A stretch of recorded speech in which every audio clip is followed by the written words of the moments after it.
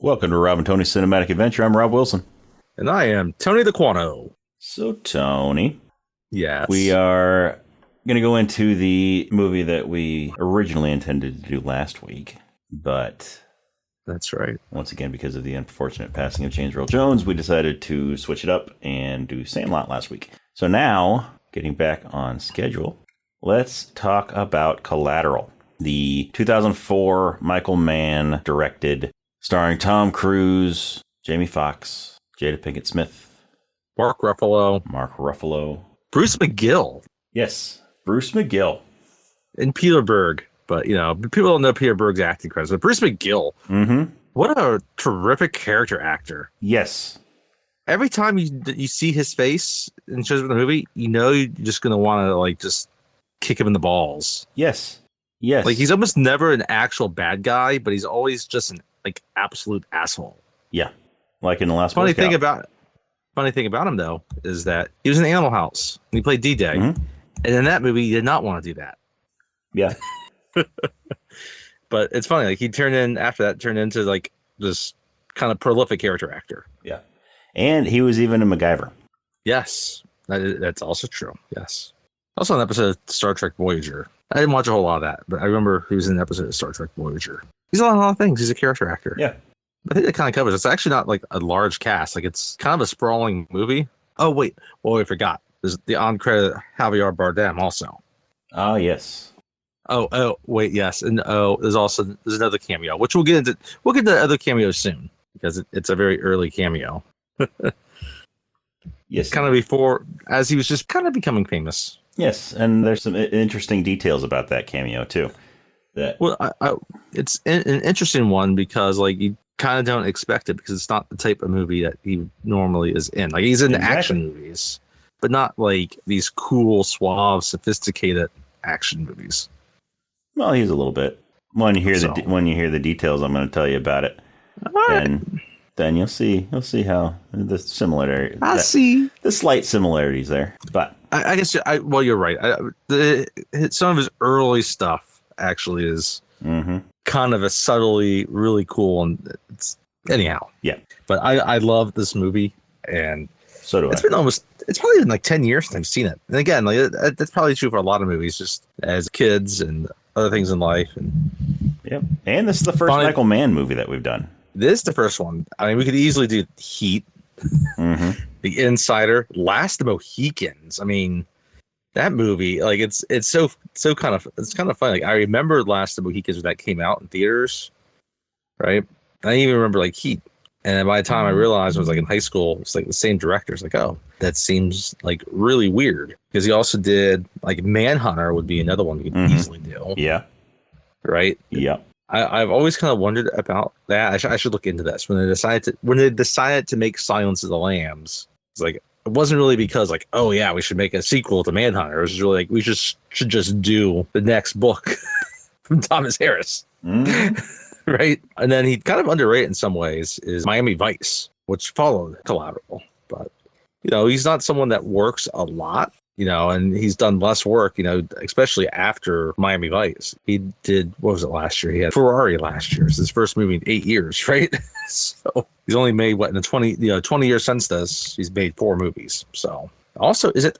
I do believe it's our first Tom Cruise movie. Also, it is because he's not in it's not in any indie movies. He's on the Star Wars movies. You know, we did Looper and done Princess Bride and we've done Hot Signs. We did just did the whole thing on summer blockbusters, but we didn't do Top Gun Maverick or any of the Mission Impossible movies.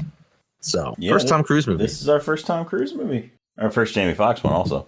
Jamie Foxx, yeah. But I'm kind of surprised we're this far in and we haven't done a Tom Cruise movie yet until now. Yeah. Well, here's the funny thing about it. So like I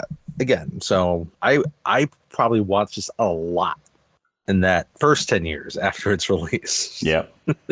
Because it's so cool and it's so rewatchable. Yeah, it really is. Like it's a 2-hour movie and it just moves so briskly. And it's funny, like it's a movie that theoretically is supposed to take place in one place, but it doesn't. There's actually a lot of different set pieces in this movie. Yeah, there are. But it does all take place over the course of one night. One night, right? And I fell in love the first time I saw it because a lot of it was because it's like, all right, I get a chance to see cool LA Michael Mann movie. Yeah. And most of it's because like I thought Heat was so awesome. Well, right? I mean, Heat is so awesome, but but now is this chance, and then like this was so against type for Tom Cruise at the time, right? Very much so. Where he's the villain, yes, but which isn't really so. But he does it so great. He does it so great. There's so much complexity and subtlety. Yes, he's definitely a villain. Yeah, but absolutely. But then again, you know, he brings a likability to it. He does. He brings a likability to the villain character. And the whole thing is like he's playing off Jamie Foxx the entire time, and like Jamie Foxx is also likable. And like it's like okay, yeah, like, the two of them have such great chemistry. It's amazing chemistry that they have, and you can understand. Like, I think it's funny because Jamie Foxx is nominated for an Oscar in this movie, but Tom Cruise best supporting actor. He's best supporting actor, right? And the only reason that he gets the supporting actor is because Ray came out the same year. And they just really want to push Ray, his role as Ray, that won the Oscar for Ray. But they realized how good he was in this, and they had to find a way, like, but yeah, so I don't know. Tom Cruise and Jamie Foxx each could have been nominated for best lead actor in this movie. Yes. I mean, arguably, Jamie Foxx is the lead actor in this movie. Yes. You know, I mean, it makes sense that they would relegate him to supporting actor because of Ray, because Ray came out the same year, and you were both going for Oscars. This movie, no offense to Taylor Hackford's Ray, this movie's a lot better than Ray. Yes, it is. I mean, Ray is a good movie. I enjoyed it when I saw it. Yes, but this movie, it's a good biopic. Yeah, it is. But this one is so rewatchable. It's the cinematography, so well acted. The music, such good cinematography. It's got fucking Audioslave. Yes, yes. Which I was gonna mention this when we were talking about that part, but you know what? I'll go ahead and mention it now. Typically, when there's a Chris Cornell song in a movie, it's Soundgarden, not Audioslave. I love that they picked an Audioslave song. Shadow on the Sun, fantastic song. And I prefer Audioslave to Soundgarden. I know that may be blasphemy to some of you listening, but I prefer Audioslave to Soundgarden. I like Soundgarden too. I will pick Audioslave over late Soundgarden. Some of the like early, like late 80s Soundgarden might be kind of hard for me to say that, but yeah, I mean, like I get like okay, yay, Black Hole Sun, yes, okay, good song, but I'll take just about anything with Audioslave over Black Hole Sun. Sorry. Yeah. I mean, Black Hole Sun, yes, attack us in the comments. Song, but it's overrated. But no, I am one of those people that I prefer Audioslave to Soundgarden. I love me some Audioslave. I think it was such a great surprise when I first saw this movie and Audioslave started playing in that Audioslave. The music selections is like really good. Yeah, it's so good. Oh yeah, and it's funny. We'll get into like all the jazz because the jazz is like the defining metaphor of this movie, right? Mm-hmm. So we get some jazz, but we don't get.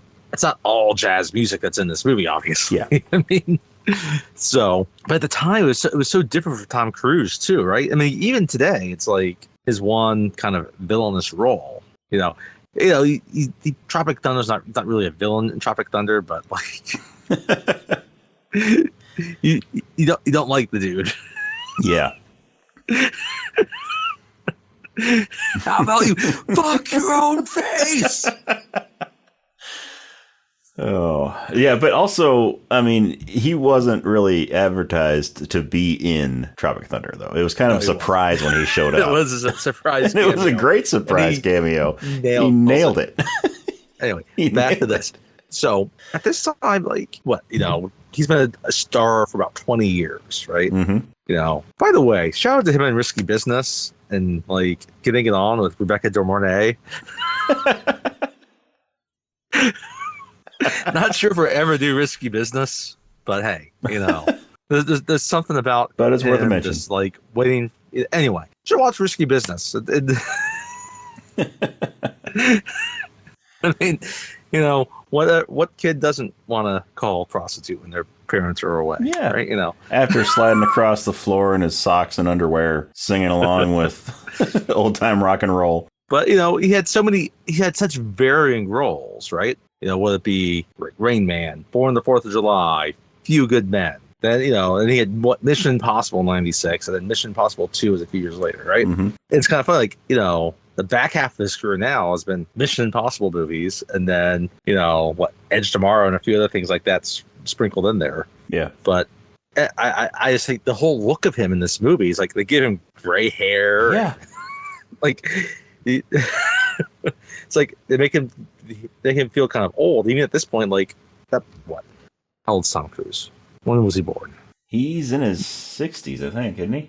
He's got to be about his 60s now, right? Yeah. He's 62. So, yeah, he would have been in his early 40s at this point. And, like, it's funny. The movie kind of makes him feel closer to 50, like true middle age, right? But just, like, so capable. So, yeah, at the time, like, it was just so different for him. It's kind of funny. It was just after, like, Robin Williams decided to spend 2002 being villainous and Insomnia and 1 Hour Photo, right? Yeah. So, and now Tom Cruise doesn't. And it's 1 Hour Photo with one of the best daydream scenes in movie history. Yes. Maybe we'll do a short video once on the top 5 toilet scenes. Maybe. We covered one of them in Jurassic Park. Yes, we did. We should cover another one in Lethal Weapon 2. Yes. And another one in Dumb and Dumber. There's 3. We got 1 Hour Photo. 1 photo. 4. We just need the 5th one. Yep. So. I mean, Jurassic Park, he wasn't even really going to the bathroom. No. Well, he probably went in his bathroom. He probably went, yeah. I don't think any of it made it in the toilet, but T-Rex had some of it. Maybe not. Got most of us. Anyhow, so. But yeah, it was so different for him. And like Jamie Foxx at that point, like again, we talk about Ray, like as like a serious actor. I don't think anyone had like taken him that seriously yet, right? Yeah.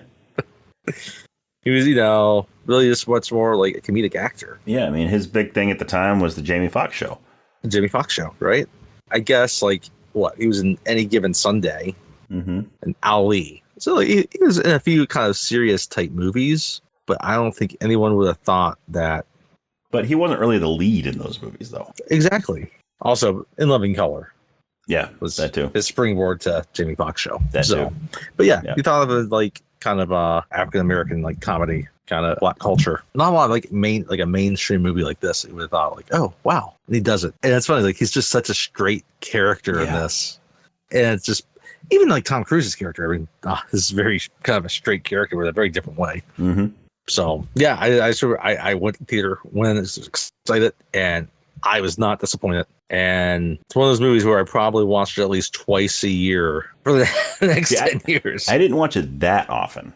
Like, I didn't watch it like twice a year. I watched it every couple of years, once every couple of years or so for that first 10 years or so since it came out. Although I didn't see it in the theater. I didn't see it till after it came out on DVD. My dad and my brother-in-law were watching it, and so I sat down and watched it with them. It's probably one of those movies now that you can easily find on TV all the time, right? Yep. Yeah, I mean, this is a perfect like Sunday afternoon movie, like TV movie. Like I hesitate to use the phrase like dad movie because it's more than that, but in some ways it kind of is. Yeah. Or like guy movie, right? But yeah, I mean, it's the kind of movie that you would find, if you're flipping through the channels on a Sunday afternoon, you'll come across this. Just like something like 16 Blocks or, Lethal Weapon 3. Yeah. Good, absolutely. So yeah, that was the thing. It was the first feature film to be shot with a Viper Film Stream high definition camera. Nice.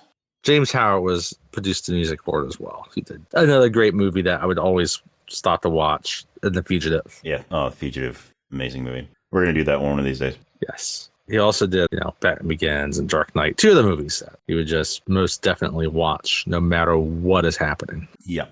And he did Signs, right? Yeah. Yes, he did. We were talking about that when we did Signs. So anyway, so we should actually get into the movie. We should.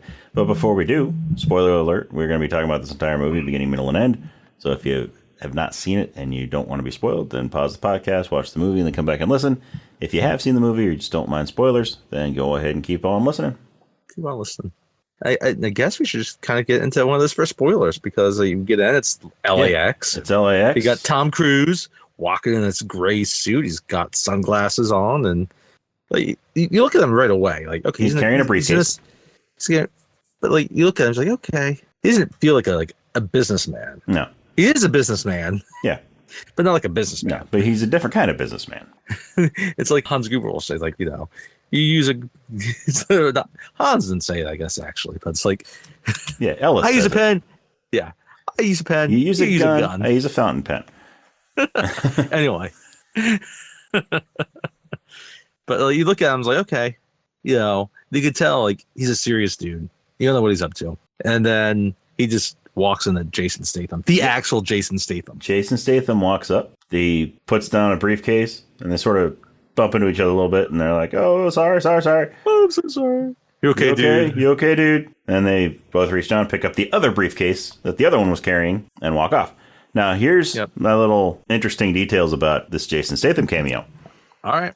So, a few years ago, I was reading an article, and evidently, in an interview with Michael Mann, he confirmed that this Jason Statham cameo is, in fact, Jason Statham's character from the Transporter movies. Say the Transporter Jason Statham? Yes. That's awesome. That it is, in fact, the same character from the Transporter movies, which means Collateral and Transporter are in the same universe. They're in the same universe. I mean, here's the thing with a transporter, like, he doesn't know what he's transporting. It's like, he's transporting a briefcase. Yep. It's a MacGuffin to him. Yep. It doesn't matter. Nope. He just needs to get to this dude. He doesn't know he's going to go and kill a bunch of people. Nope. And wreak havoc. All over LA. Right. And then, it proceeds. And like, this is the other thing I should talk about, just from the get go. And this gets established kind of quickly. And this movie just oozes LA. Oh, yeah. Like, there's a lot of movies that take place in LA, not necessarily all of them ooze LA. There's a lot of movies that take place in New York. Yeah. They don't always ooze New York. No. You know what movie oozes New York? Secret of the Ooze. Yes. Secret of the Ooze oozes New York. And but this movie just ooze. One of the funny things that I find about it, so it's a movie that's about to take place in a cab, right? And that's the next thing that we get. Like, he kind of gets in that cab, and then they're showing these other cabs, right? And like the cab company, right? Mm-hmm. I don't know why I also want, like, I think I hear Los Angeles, like LAX is one of the few airports I think most people kind of associate wherever they are as that airport, right? Yeah. Like, locally, you might use your local airportt's code, but if someone from Seattle or Boston or Atlanta heard it, right? They may not necessarily know that they're talking about, like, the airport, right? Yep. But you hear LAX, like, I think it just conjures up LA. Yep. And so many people fly out that direction. And even like the cabs, like, I think it's kind of funny because, like, of course cabs would be a big thing in LA because, like, no one wants to drive in that traffic themselves, and they don't have the subway or public transit in terms of like a train like Chicago, DC, in New York have, right? Well, I mean, LA does. Yeah, but it's nowhere near as big. Yeah, it's nowhere near like the Metro Rail in DC or the L. The L in Chicago, right? Yeah. So, whereas, like, it's kind of fun, like, even though, like, New York, you think of their subway, but you also think, like, cabs all over the place in New York, right? But, of course, like, cabs are a central thing in Los Angeles also. So, yeah, because we get this pictures of cabs, and then now we get a picture, like, Jamie Foxx. He's in his cab. He's getting on, you can tell he's getting on his shift. Yeah, he's getting on a shift. He's getting his cab ready. He's spraying down his cab like he's from Pakistan and cleaning it up because he shares his cab with other drivers. He's considerate. Yeah. And also, he's spraying down in case they're not considerate and he needs to clean up after him. That's right. But he keeps his cab very clean. Oh, yeah. He takes pride in it. It's really funny. It's a point that gets brought up in, like, the first half of the movie about, the clean cab and the pride. And I think it's a character part of his, even as we kind of get on in the movie and you kind of realize he's, like, settling into this aspect that some of these dreams he has are not going to happen. Mm-hmm. He's still going to make sure he has the cleanest freaking cab in Los Angeles. Yes. And so he gets the cab all cleaned up, he sprays down the dash, all this. And then before he goes out for the evening to get his fares, he takes out a picture of an island. It's an island. And, He puts it up in the visor. It's a small little aisle. It's nice, white, sandy beach with palm trees. Yeah, and he puts it up on the sunrise visor. So he puts it where, like, if he was to put it down to black out the sun, he could look at it, right? Yeah. So it's gonna, it faces him. So he goes off, and this looks like a typical sunny Los Angeles, afternoon, right? And first he has a fair, and it's a couple that are just basically fighting. Yeah. Yeah, it's sort of a short montage of just these different fairs that he has throughout the beginning of the evening. It's an ordinary day. It just sets it up as being an ordinary day, right? Mm-hmm. But then finally, you kind of get one to get a little more extended up, and there's just a couple in the fighting, right? Yeah. And so he gets to the point where he puts down the visor. He just looks at the photo. Yep. Right. It's his way to escape. Yep. And he explains that later in just a little bit. Which is, it's a good little point. You don't think about it. Like, there's probably plenty of fairs like that where you have multiple people and they're annoying and It's like, got to put up with this kind of stuff every night. Yep. And hopefully it's a short trip, so you're not stuck with them for a prolonged amount of time in your cab. Yep. And so here's where it gets interesting, right? So there's a theme it's really interesting. Like, they don't talk about it that explicitly, but there's a whole thing about fate in this movie. Yes. And there's the overarching theme of fate, but just even the small details that are fate. Yeah. So the next fair that he ends up getting is the Jada Pinkett, right? Yes. And she almost doesn't get in his cab, right? Right. So if he misses that fair or gets another fair right before that, right? Then this whole movie just becomes a typical night for him. That's right. But then the next aspect happens, right? And all of a sudden you see her, like, she's in a suit, right? And she's on a call. She's talking about. You can tell she's kind of clearly has an important job. Yes, she's clearly someone in some sort of power in their vocation. And it's funny, like, he picks up on this right away too, and we'll kind of get into it because he nails down that she's a lawyer, right? Yeah.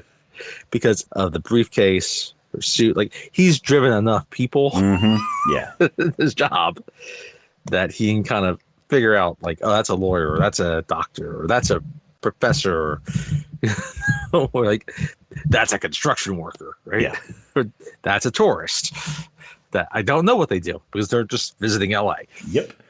But yeah, so Jada Pinkett plays. They ended up having a conversation. Yeah, Jada Pinkett. She plays Annie. And they just kind of start exchanging discussion. He says, like, you can tell you're a lawyer because your suit, but it's not like the type of power suit like a defense attorney might. Well, he doesn't say defense, but she volunteers, like, no, I work for the other side, right? I'm a prosecutor. So talks about the briefcase. So yeah, he finds his little details. But, he's attracted to her too. So he's trying to make that small talk. Yeah. Also trying to make sure, like, maybe I get a tip, right? Yeah. And so she suggests, one way to get to, because she's going to her office. Right. Yeah. Well, she suggested while she's still on the phone, right? Like, you should take this, this, and this. She knows how. Like, this is how you should get there, right? But he's a cabbie. He knows things. This way's faster. If I cut across here and here, it's quicker. And she's like, yeah, but honestly, there's traffic. You'll never make it in time. It's like, not if I do this. Like, this is what I do. I do this, this, this, and this, right? He knows the roads, right? And it's kind of funny. Like, even though he's attracted to her, we think maybe he should be in there longer, sit there longer, right? But at the same time, as a cabbie, he wants to know the quickest routes because it makes the rider happier. Yeah. And he gets more fares, right? Yeah. And, he's attracted to her. So maybe he wants to impress her. Right. With his ability to get her there quickly. It's all a game. Yeah. It's all a game. So she makes a bet with him. So, yeah. She's like, if you can, go your way, if you can make it there in this amount of time, then you get an extra tip. Yep. And he said, if you don't, it's a free ride. Yep. So they agree, right? And then as they're approaching, right, she realizes, like, it's not even before they get there. She realizes, like, okay, yeah, no. You know your way around. And he tries to pass the level. I got lucky with the lights. Yeah. And, then they kind of keep talking, and he just starts to say, like, well, you need a vacation. Yes, you need a vacation. I I like how he's just like, you need time to get harmonic. Yes, harmonic. Yeah. Which I don't think anyone ever really uses. No, I don't think so either. As an adjective, at least in terms of describing like a disposition. Yeah. You might, maybe you use it towards music, but towards a person, no. It does it in like a Jamie Foxx way. It's really cool. Anyway. Yeah. And so it's like, but I just had a vacation. Like it was just in this cab. It's like no. It's like I take a vacation every day. Yep. And he talks about several times a day. And she's like, what? And then so he's like, well, so when I've had a busy day or just stressful, I take 5 minutes. I look at this photo and I'm transported to this island. It's actually just great advice in general. And it really is. I just am able to relax, just take 5 minutes out of my day, relax, not care about anything, no worries, nothing. Just Hakuna Matata. Nathan Lane's not in this movie. We have not done a Nathan Lane movie either. We have not. Maybe when we do blockbusters next year, we'll do a Lion King. Since that was a summer that will be our animated summer blockbuster, The Lion King. Perhaps. But yeah, so and then he talks about, he like during their conversation, he talks about how this cabbie job is sort of just a means to an end. Right. He's got a business he's working on. He's going to have a whole fleet of limos. Island limos. Like this is not just a regular limo. It's not just a regular limo. It is like a club experience in the limo. So when you get to your destination, you're not going to want to leave that limo. So a party bus. Pretty much. A party bus for rich people. That's right. That could get messy. Anyhow. You think it'll have a stripper pole in it? Yeah. Hey, all right. Caveat. For about 3 years, I worked for a black car company that had motor coaches also and party buses, and we had a lot of office parties and party buses. And you weren't the one that had to clean them afterwards, were you? Oh no.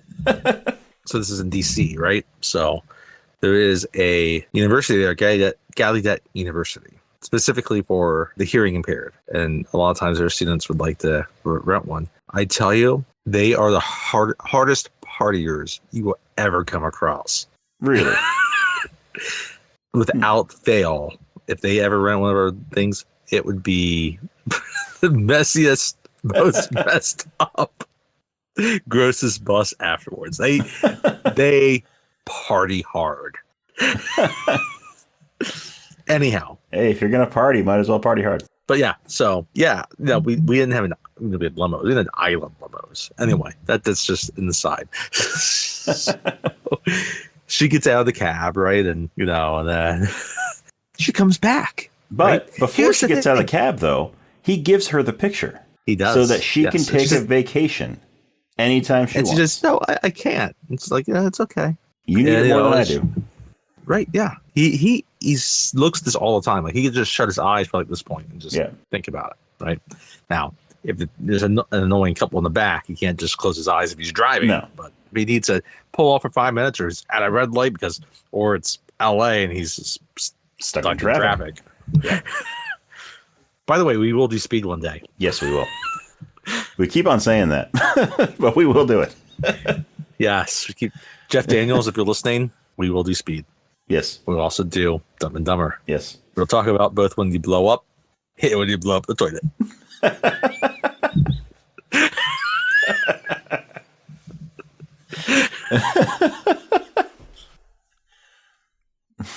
Spoiler alert, Jeff Daniels' death in Speed is probably my second least favorite death in any movie. So, yeah. Anyhow. The first one was in Jurassic Park. Yeah. Anyhow.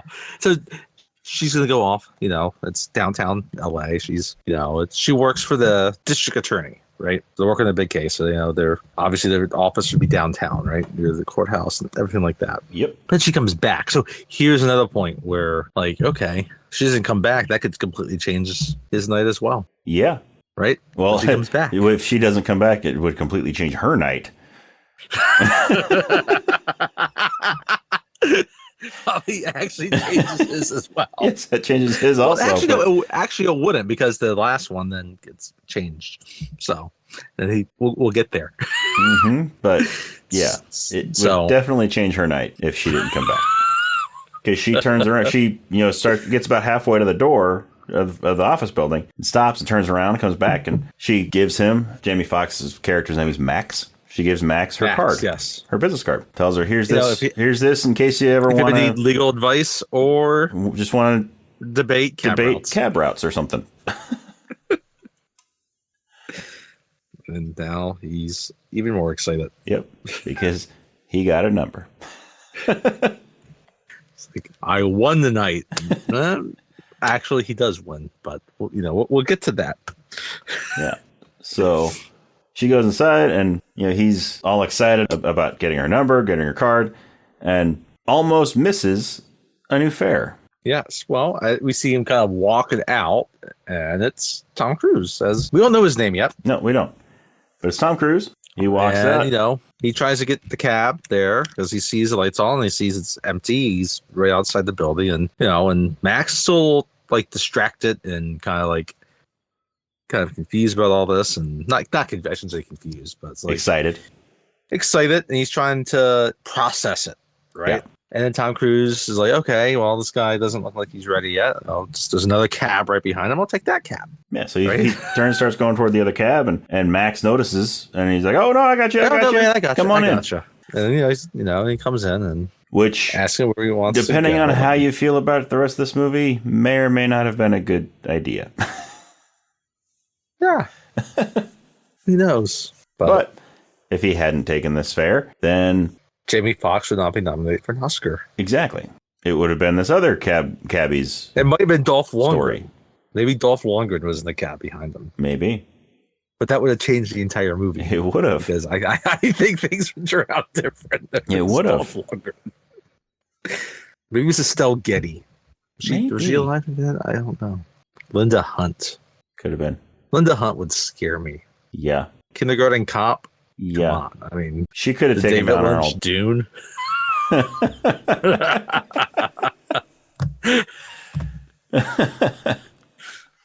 Yeah. Anyhow, but it's Max. Max takes the fare, right? And it's so crazy at this point. At this point, everything is so very businesslike. It's very professional. Mm-hmm. Right? There's no signs of anything amiss yet, right? Yeah. And he's not oblivious. He's just ignorant, not knowing what's actually going to happen. And it's funny. It's a complete inverse of his previous fare. Yeah. Right. He's kind of thinking about that. He's kind of upset. Like I had this chance with her. It's like, it's never going to happen anyway. That's kind of what he's processing. Yeah. She's awesome, but it's never going to happen. There's no way that, a high level prosecutor like that would ever go for a cab driver like me. Exactly. So he's kind of upset and distracted. But at the same time, he got her number. Right? But he kind of gets back into the point, he's trying to talk up, I'm going to have this successful company. And then he kind of realizes, that's never going to happen. Mm-hmm. That's just so unrealistic. Yeah. I'm going to be just driving this cab for the next 20 years, and that's going to be it. Yep. Right? So they just kind of start talking, and, it's, the first thing they talk about is really how long is it going to take to get to where I want to go? Yeah. Typical question for a cabbie. How long is it going to take to get there? And he says, I'm going to do this, this, and this. And he's like, it'll be 18 minutes. And then, Tom Cruise is asking, you sure about that? He'd be like, it's like, yeah, I'm going to do this. And it's like, and if you're wrong, they'll get a free ride. It's like, yeah, I already gave out my free ride. I offered my free ride for the day. Right. So again, talked about cab routes. Right. Mm-hmm. And then it's kind of get into the next conversations about things. It just ends up being about Los Angeles. And again, it's the typical thing, this is your first time in Los Angeles? No, I've been here before, but I don't like it. And it's disconnected. By now, it's sprawled out. No one cares about each other. By now, Tom Cruise has introduced himself as Vincent. Yes. But I always think it's interesting when they start talking about Los Angeles and they talk about being impersonal, right? It's kind of funny. He strives on things being impersonal. Yeah. And again, so it's fascinating. And so they get to talking, and you know, again, it's like, you know, he talks about this guy, and like, you know, it's like, oh yeah, I read about this guy dying on the subway. Yeah. So he rode back and forth, like, you know, like all day. Yeah, I was gonna bring this no up. one just knew he was dead. Yeah, he's on the MTA. Died on the MTA. This guy died on the MTA. Was just sitting in his chair. Died.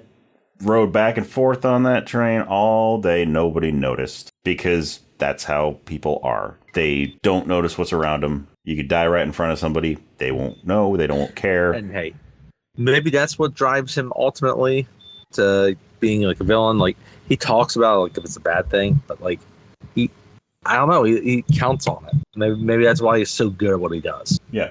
Yeah. He's like, you know, he's impersonal also. So like, it almost feels like it fits. But like, I always kind of wonder at this point, like, okay, what does he do back at home?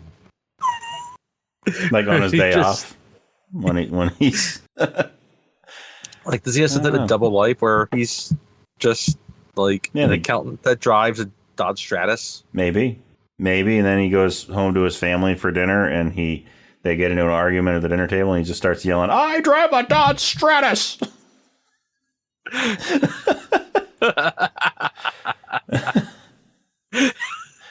Is his daughter played by Christina Applegate? I don't know.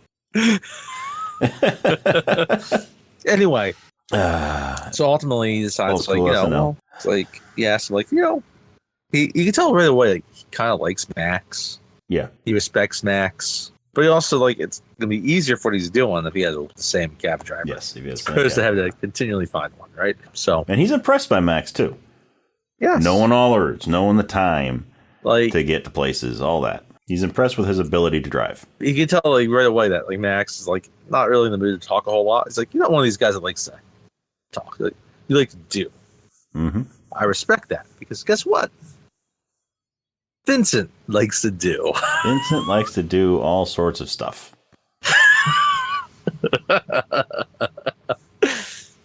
Yes. He has a job. He's going to complete it. Mm-hmm. And Max, he will not let anything stand in his way. Not even Mark Ruffalo.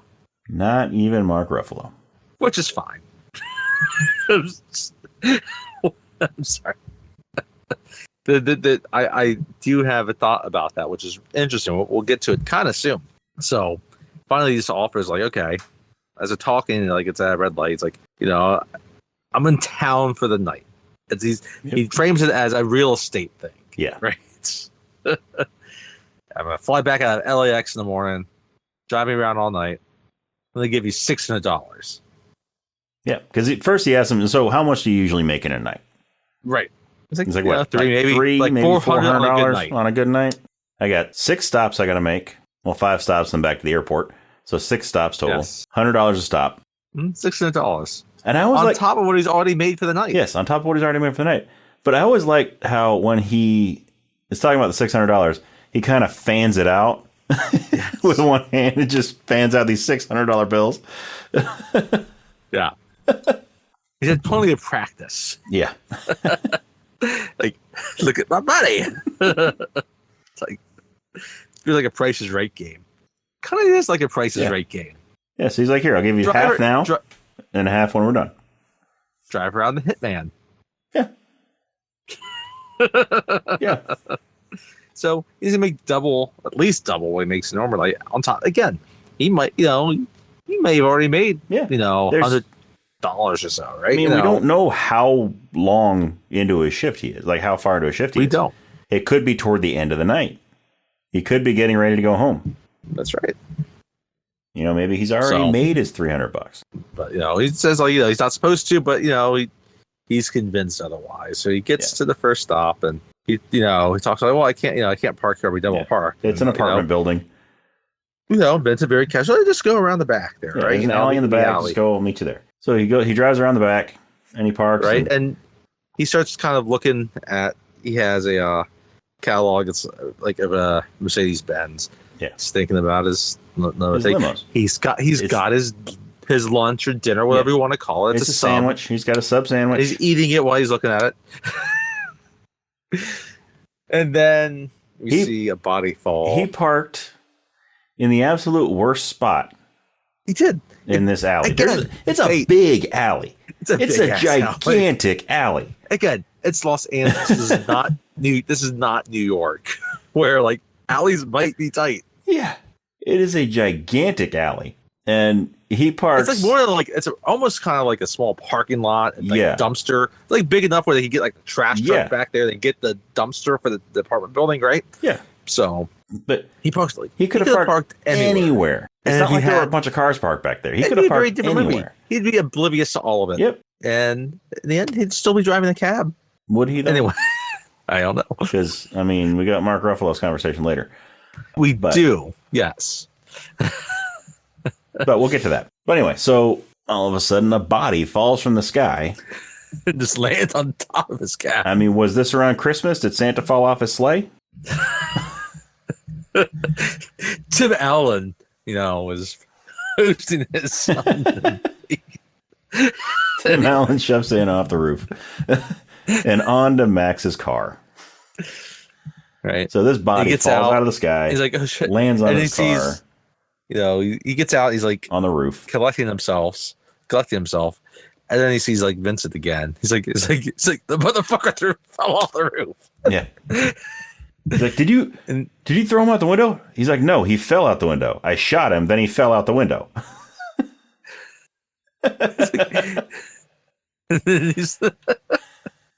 He's like, so matter of fact about it. He's like, did you throw him out the window? No, I didn't throw him out the window. I shot him, and then he fell.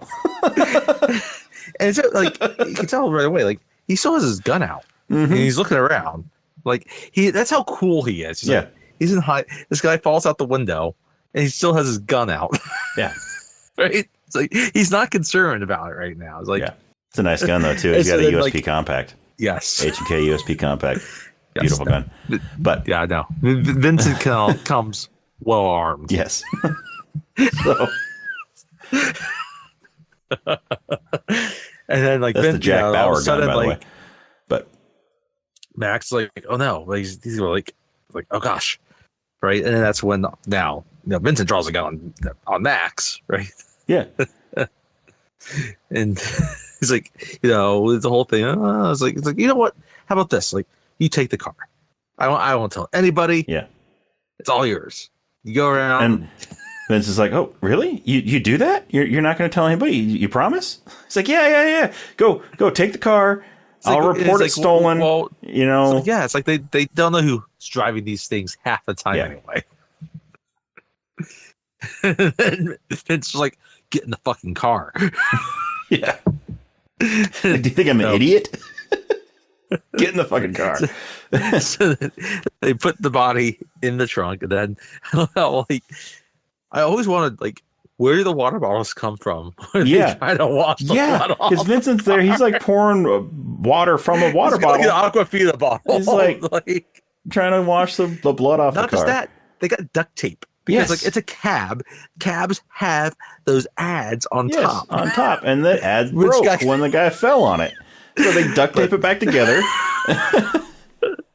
Where do they have time for that? Maybe, I mean, it was a pretty good sized briefcase. Maybe all that stuff was in the briefcase.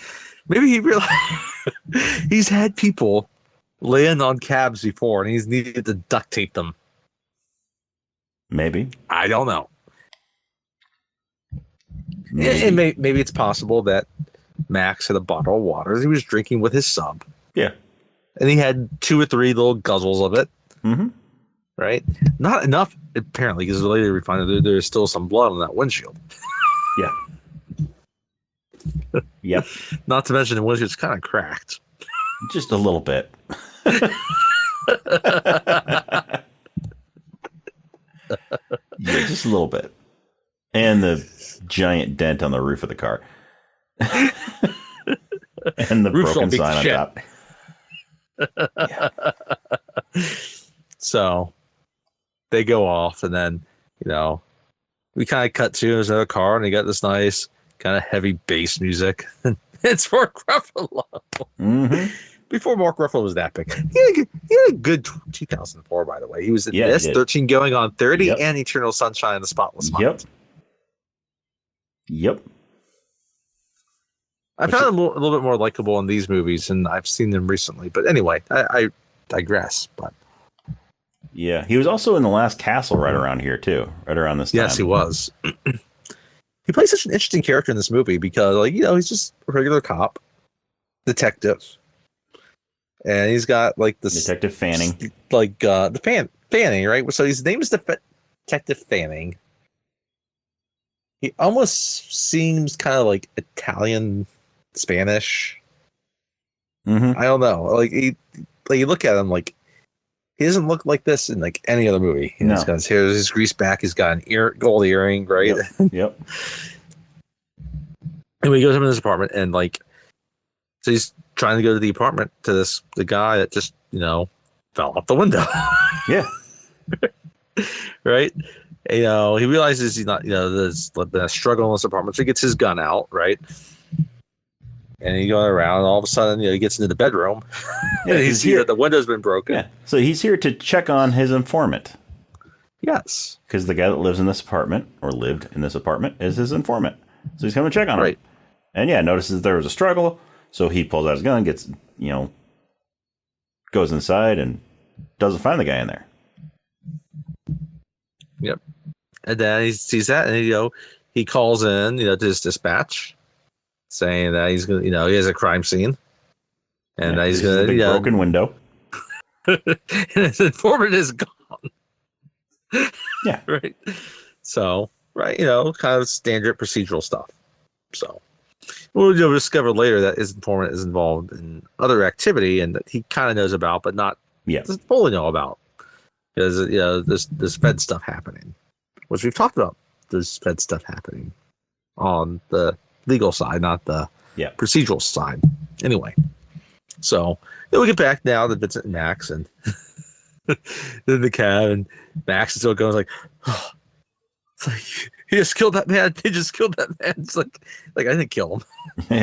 the bullets in the fall. The bullets in the fall did.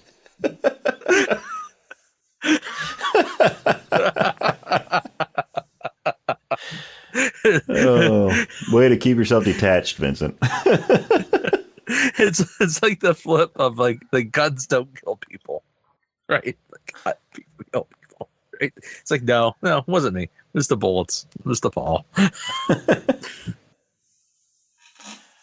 And then Vincent's like, do you know him? It's like, no, I just met him tonight. Vincent's like, Vincent Max is like, you just met him tonight and you killed him? It's like, I mean, I should only kill people once I get to know them.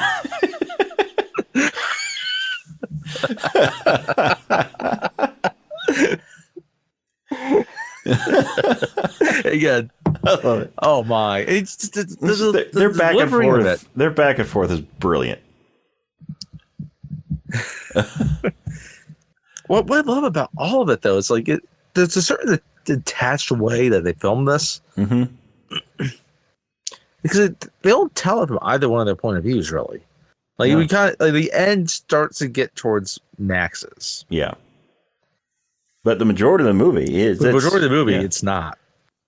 It's just you're just kind of observing it all, seeing what's happening as it happens. Because then because like Vincent just says, Vincent just says, it's kind of like, well, it makes you feel better. He was part of an ongoing drug operation. I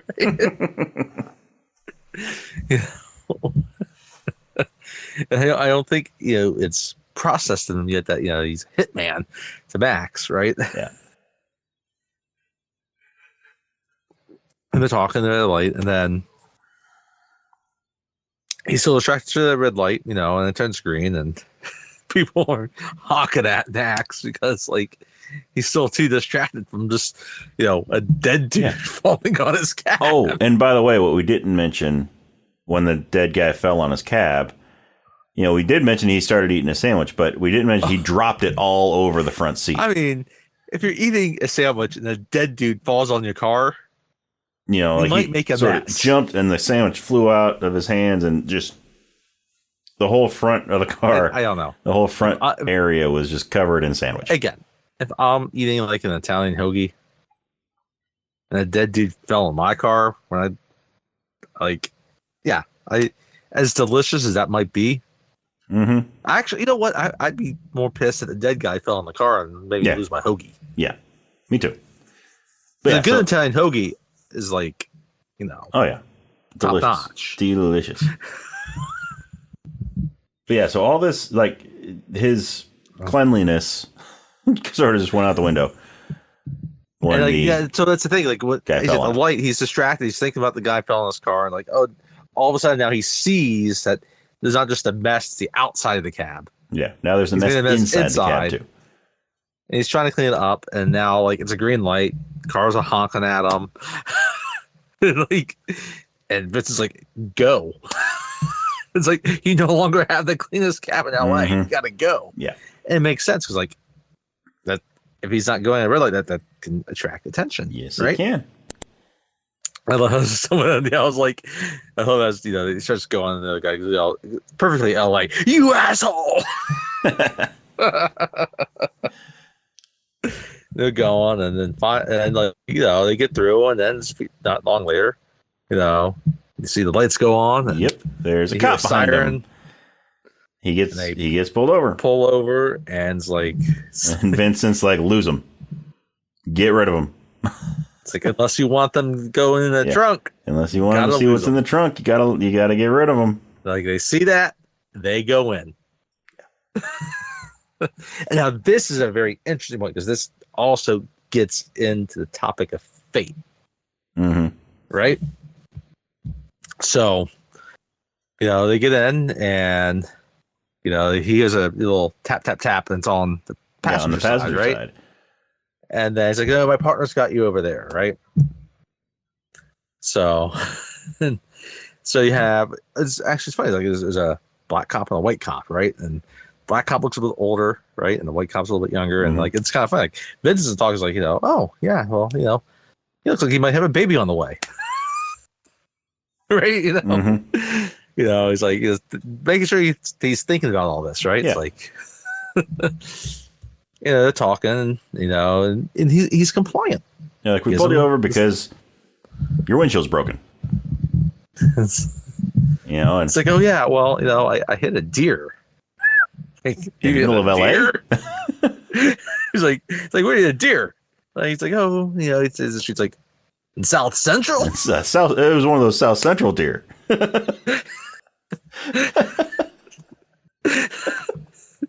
Cuba Gooding Jr. is going to show up. It's going to be Boys in the Hood deer. Anyway. It's like, no, it's like, no, we can't let you do this. And like, it's not, it's not offerable, right? Yeah. You have to take this cab back to the depot. Depot, and he's like, and Tom Cruise, he's in the, Vincent's in the back. So is that really necessary? Like, I'm a half mile up that way. Yeah, it's like, it's like, they're saying like, yeah, can I just finish this fare and then bring it back? I'm like, no, so no, you got to go now. You both need to get out of the car, right? And then, so they start to get out of the car. And then their dispatch comes up. Yeah, but Vincent gets his gun ready. Yes, because he's gonna if these cops get near that trunk, he's gonna take them out. Yep, which is really interesting because again, this shows his confidence. Like, it doesn't seem like it's that late yet. Yeah, but we'll shoot them, and it's a crowded street too. On. I mean, there are cars on the street. Again, it's not. It's like that. It's what maybe they didn't get that far past that red light. It was a busy intersection. Yeah. So they're about to. They're about to start asking more questions, and then they get a call on the radio. There was a shooting, and no, we got to go. Get this car back to the depot now. And they leave. They go get back in their car and drive off. What's so interesting, like they are the probably more disposable characters, right? And we're gonna get to the Mark Ruffalo character who's not as disposable, and his fate's different. Yeah. So, spoiler if you haven't seen that, but we talked about spoilers already, so sorry. Yeah. So they go on and like he brings them to the next stop now, right? Because originally like, we didn't really even say that. Like after they got going again, it's like, okay, we're going here now. It's like what why are we going? And it didn't connect with him. Like there's still supposed to be 5 other stops he's supposed to make. Yeah. It's like so now they go to the next stop, the next name on the list, right? Mm-hmm. And what he has is so that there was the briefcase, and it was like it's 2004. There was a flash drive. Well, no, it was an actual list in the briefcase. That's right. Yes, There's an actual. It gets the list. flash drive later. Yeah, like a paper list. Yeah, remember when we used to write stuff on paper? Yeah. Anyway, not that long ago, people. Your smartphone? Yeah, no, that's actually not that old. Yeah. Anyway, so they go to the next one. This is probably closer back to downtown again. I don't know. It's a taller apartment building. It's, Mm-hmm. but still, it's a kind of a wide alley where he stays, right? And he gets a zip tie and he ties Max's hand to the wheel. Well, Yeah, right? so he can't run away or drive away. And he takes the keys too. Takes the keys. I think he got his wallet out at this point too, and so you actually know his name and address, right? Yep. So, and so he goes up. We see you gotta take a shot into the apartment building, and there's this guy. He gets like a phone call from like the front desk saying like, "Oh, there's a courier for you," right? He's like, "Did he dress himself as a courier?" It's like, I was like, "Oh, okay," right? And you just kind of see him disappear, like kind of like down these steps. He's like kind of like the penthouse of this apartment building, right? Yep. Where it's a multi-level apartment for him, right? Cut back. Max is in the car now, and he's trying to figure things out. And he starts honking the horn. So he's slamming on the horn on the steering wheel, right? Mm-hmm. And these guys here at the end of the alley on the sidewalk. Yep. They walk down. They see him in there. He's like, "Oh man!" It's like, I love Max. Like, there's a man up there. He's wreaking havoc and shit. Yeah. I love the guy's like, it's like, "Oh man, is that true?" He sees that he's zip tied to the steering wheel, and so the guy decides that instead of trying to help him, he's going to rob him. Yeah, he's got a gun too. So he pulls a gun on Max. Max doesn't have a gun. No. So I shouldn't say two. But the guy, he has a Max in addition to Vincent having a gun. Yes. Gun. Yeah, he has a gun, and Vincent has a gun. So Max is like, "Ah, shit." So, they take his wallet, and then they look in the back, and there's a briefcase in the back. It's like, "Oh, yeah, like double score." Yeah, so they get the briefcase. They're walking away, and that's when Vincent comes down. He's out. There's like, yep. I love Vincent. He's like, "Yo, homie." Yeah, it's like, "Yo, homie." The guy stops, and he's like, "Where'd you get that briefcase?" He's like, "From the cabbie over there." He's like, "That's not his to give." Little does this dude know that he's about to fuck with the wrong person. Yep. So the guy They try to pull a gun. They try to pull a gun on Vincent. Bad idea. Because Vincent to the chest, one to the head. Yep, Vincent's quicker. To the chest, one to the head. Tight grouping. I love how he gets a briefcase and then the other guy's like twitching around. Mm-hmm. Puts another one back in the head. Yep. Gives the wallet back to Max. Cuts the zip tie and it's like, draw attention. You're going to get more people killed. So then they go to the gas station. Right. Yep. And he's like, we're ahead of schedule. Like, do you like jazz? Yeah.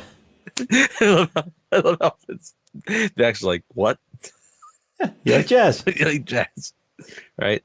So I guess we kind of missed So at there's- that point. They probably have gone back to the Mark Ruffalo character. Yeah. So Mark Ruffalo is investigating this first murder.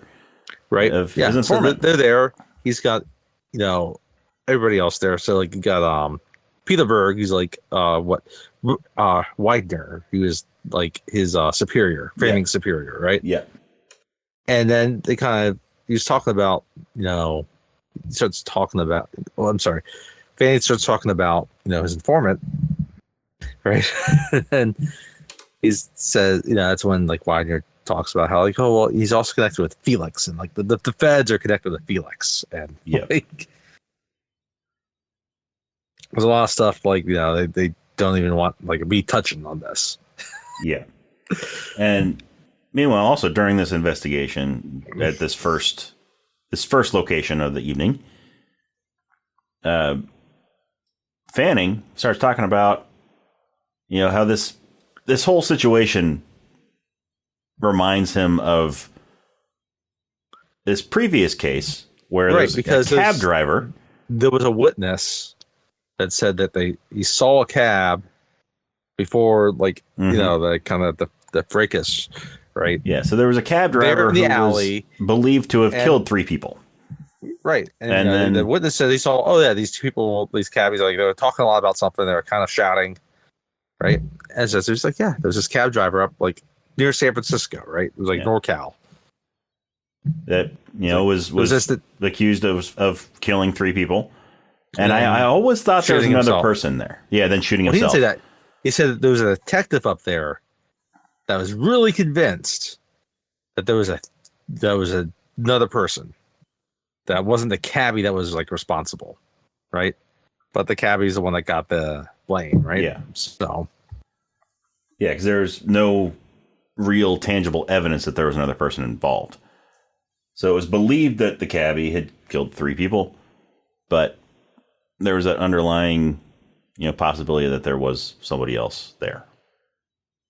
That it wasn't actually the cabbie that did it. So, I mean, this stuff's important. It's really going to kind of set up this parallel thing that's happening with LAPD and the feds. So, I mean, whether it was Vincent up there or not, who knows? Could have been him. Could have been a different hitman. Either way, it's a very similar story. Or maybe it was just a cabbie that finally snapped. Could be. It was the Zodiac. This is my last blaze of glory. And no one's going to know. Yeah. So, anyway, so that's kind of running parallel now. Oh, that's right. We forgot. So, when he was in the alley is when his boss calls him. Yes. Yeah, Max's boss calls him on the radio. He's like, "What's this I hear about your cab getting wrecked?" So I guess the 2 deputies were able to, in that time, call back to the cab company to talk about it, right? I love it's like how Vince is just giving him legal advice. I was like, how he's not liable. No, first off, Vincent's telling Max what to say. Yeah. And early in this is actually a good point because the initial conversation, this gets back to kind of the inverse of the conversations, is the vacation thing comes up. Yeah. Right. And Max just tells him, like, oh, no, it's not that type of job where I get vacation. Mm-hmm. Right. And so when they're talking again later, it's like, you won't even give this guy vacation. Yeah. But yeah. So he's telling Max, tell his boss, I'm not liable for the damages. You can't charge me for it. You can't take it out of my pay. These cars are insured. And then he's like, call him an asshole. You're an asshole. And then, he flips down the visor, right? And when he put up the business card up there. Yeah. Right? He put it up in the place where he had the camera. He just sees U.S. Attorney's Office, right, is on there. But he changes the name. He's not thinking about the name at this point. So now he's acting like he's, a federal attorney, right? And he threatens to sue him and So when the boss stops listening to Max. Then Vincent gets on the radio, and he's going on and on about how he's he's a federal prosecutor, and he can't try to, the boss can't try to tell him the law, and he's a little spouting man off all this stuff, and it's like, now tell him he pulls this shit again, you're gonna shove this yellow cap up his ass, his fat ass. He's like, come on. He's like, no, say it, tell him. He's like, and if you pull this shit again, I'm gonna take this yellow cab and shove it up your fat ass.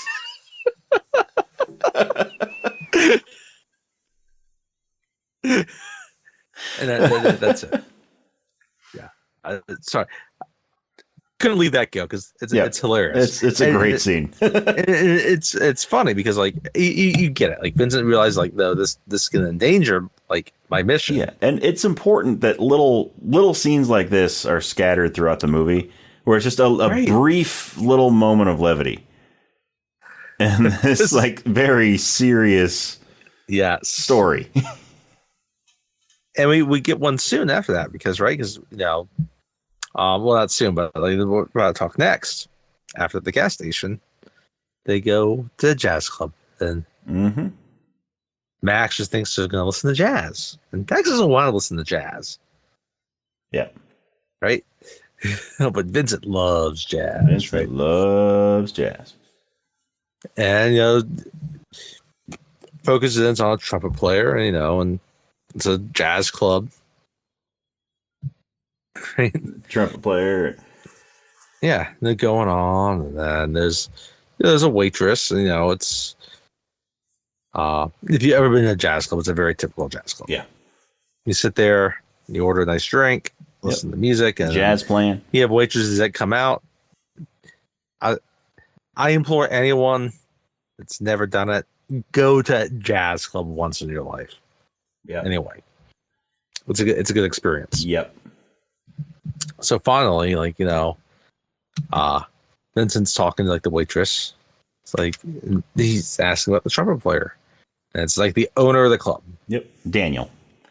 It's like he's like, oh well, what he's done. Like, no, he gives her some money for the drinks, and then as a tip, like, tell him, come over here. I want to buy him a beer. I want to buy him a drink. Right. And now they're getting close to like closing time, right? So you're getting the sense that like it's a little later in the evening now, right? And he comes over and they just start talking about jazz and how he started to love jazz, and Daniel, how when he was played by Barry Shabaka Henley, when he first started at the club, right? Wasn't his. He was like 18. Miles Davis came in. Yeah, right? Miles Davis. This big thing, and then he got a chance to like play with Miles Davis. Mm-hmm. It's like Miles Davis just said he was cool. He just meant like he was like, you're good, but you're not ready yet. Yeah. Right. And then he kind of got he talks about like then after that I got in some shit. I went inside. I was able to get out. I got back into like the music, and I was able to like buy this place, right? And it's just this nice conversation. It's kind of funny because most of this conversation is the two of them going back and forth. Yeah. They just have Max kind of as the third wheel. Yeah, Max is kind of just there, listening to their conversation. But Vincent is showing his knowledge of jazz. He's also showing appreciation for this guy. Like he respects him as a musician. Yeah. Right. Even though he's there to kill him. And then he realizes like, oh man, I wish I could tell that story to the people at so and so. Right. Yeah. And then his face, then all of a sudden the eyes get big. He's like, you know them? It's like, I'm afraid I do. Yep. Because he realizes why Vincent's there. And thing is that he got back into some dirty business, probably to fund that nightclub. Probably. And so Vincent gives him a chance. He's like, does he really give him a chance? No, he doesn't. But he makes it seem like he's giving him a chance. I tell you what, I'll ask you one Miles Davis question.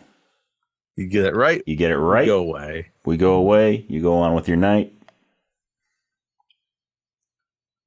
And so he takes it up on that because he knows Miles Davis like nobody else. He knows everything there is to know about Miles Davis. So he asks him, where did Miles Davis learn to play?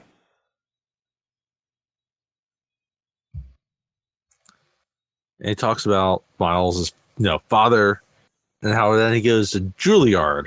Mm-hmm. And then before he can really say anything else, Vincent shoots him. Yep. I love how it's such a cool scene. Like, and it's so quick. He's like, you see the dude's face. He's shocked because like he gets hit. He pulls the gun out. There's a silence on the gun. He catches his head. Yeah, he catches his head, gently lays it down on the table. Right. And he says like, he dropped out of Juilliard. He met Charlie Parker.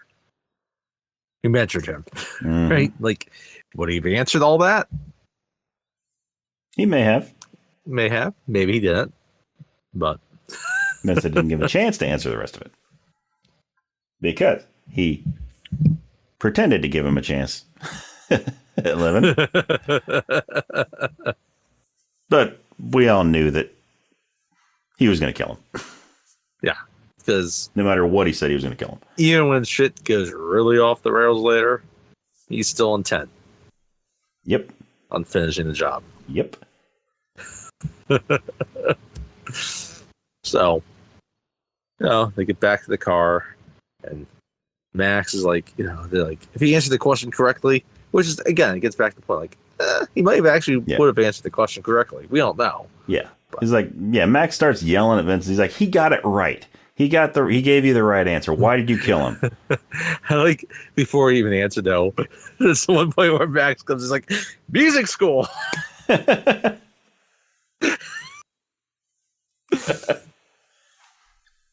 Which is kind of the answer that is actually given. Anyway. Yeah, that's right. That's right. He asked him where he learned to play. Max is like, music school. He learned at music school. No. The other guy, he was still determined. He's like, he just looks him dead in the eyes like, Juilliard. Mm-hmm. Right. Anyway. So they're back in the car, and now Max's boss is back on the phone. And it's like your mother has been calling. Yeah. And like asking where you are for the last hour. It's like I'll tell her can answer the phone. Like, no, your mother, you tell her. And Vince's like, wait. Vince's like, wait, what's this about your mother? He's like, yeah, she's in the hospital. She's, do you visit her every night? Like, yeah, I do. Well, we got to go. You can't break the norm. You can't break your routine. Disrupt the pattern, the routine. Like, it draws, again, it gets back. It's going to draw attention. Draws attention. So they go. Right? So they get to the hospital. And look how they get there, and like, they go to the little gift stand. Yeah, they go to the little gift shop, and it's like, buy your mom some flowers. It's like, my mom doesn't like flowers. She hates flowers. She bore you for 9 months. The least you could do is buy her some flowers. Again, like, it's this other side of Vincent's. Like, she's gonna complain about how they're just gonna die. I don't need to buy her flowers. Buy her flowers. She's your mother. So Vincent buys some flowers for her. Yeah. And gives them to Max to give to his mother. And meanwhile, Fanning is also at the same hospital in the morgue. Right. They even get in the same. They even get in the same. Yes, they elevator. Do. The same elevator. Before he goes, the two of them are going up to the floor or the patient floor. One's going to the morgue. Yep. I guess we kind of missed the point too, where I think it's before they get there is when they kind of talk about like how Vincent kind of got that way and how his father was. He talks, he kind of first talks about how like father like beat him. Yep. All these things, and then it's like, oh no, I never really knew my father much. He died of liver failure, right? And Vincent's just like, and Max is like, yeah, I'm sorry. It's just like, no, you're not. Anyway. Yep. Yeah, so they get to the hospital. They get to Max's mother's room. And she complains about the flowers. Yeah, she complains about the flowers. First thing out of her mouth is complaining about the flowers. And then he's like, Mom, I didn't buy them for you. He did. He did. And she's like, oh, thank you so much for the flowers. They're beautiful. See, Max, he buys a lady flowers. Now, who is this nice man that's with you? And it says, it introduces him as Vincent. Mm-hmm. And then he introduces his mom as Ida. Ida, by the way, we had mentioned this earlier, is played by Irma Hall. Yes. If you've seen the Coen Brothers version of The Lady Killer, she was in that.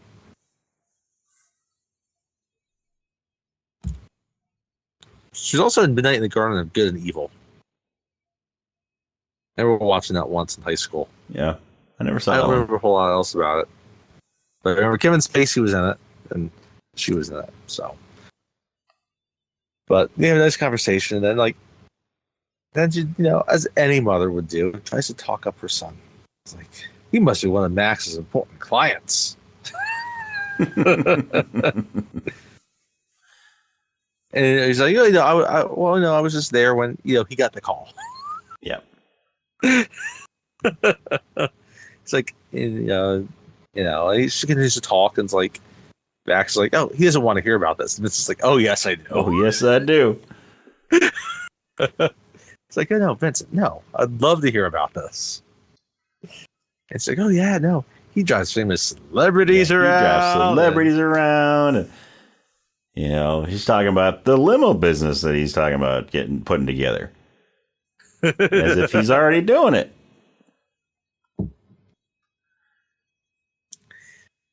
And so then, while it's kind of talking about that, Vincent's put down the briefcase. Max sees that. He grabs it and he runs off. Mm-hmm. And then finally, Max sees this, and he runs after him, and they get outside, and they get to a little overpass, and yeah, Max throws it off with the fence that goes up and sort of curves one of back those around fences, yes, designed to keep you from throwing stuff over into traffic the fence, or jumping off of it, yes. But he still throws the briefcase over the fence. Defeating the purpose of, it curving back to keep things from flying over it. But the briefcase falls and hits the road and just breaks open, and all the papers inside go flying all over the place, get blown away in the wind.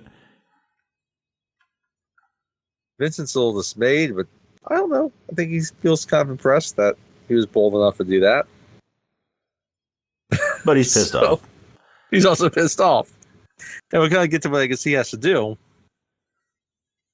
Is while all that's happening, Fanning is in the morgue, and,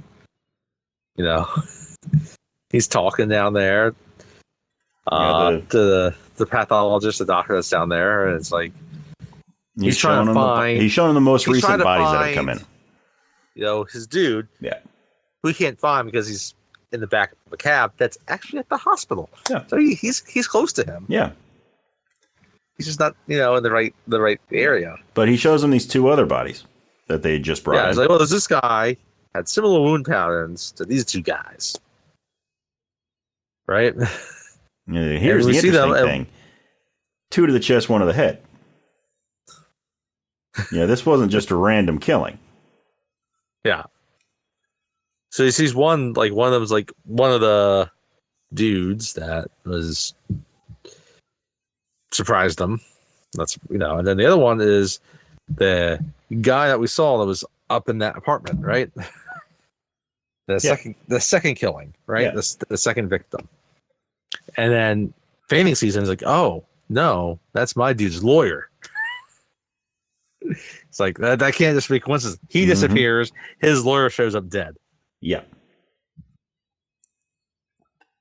So he ends up calling, his boss, played by Peter Berg, and I love it. It's a typical thing. It's like this guy. Grant, I get he's higher up in the LAPD. I don't think he has enough of a salary to own the house that he has with that view of Los Angeles.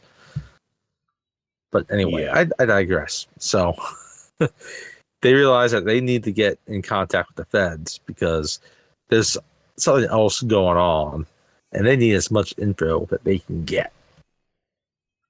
Yes.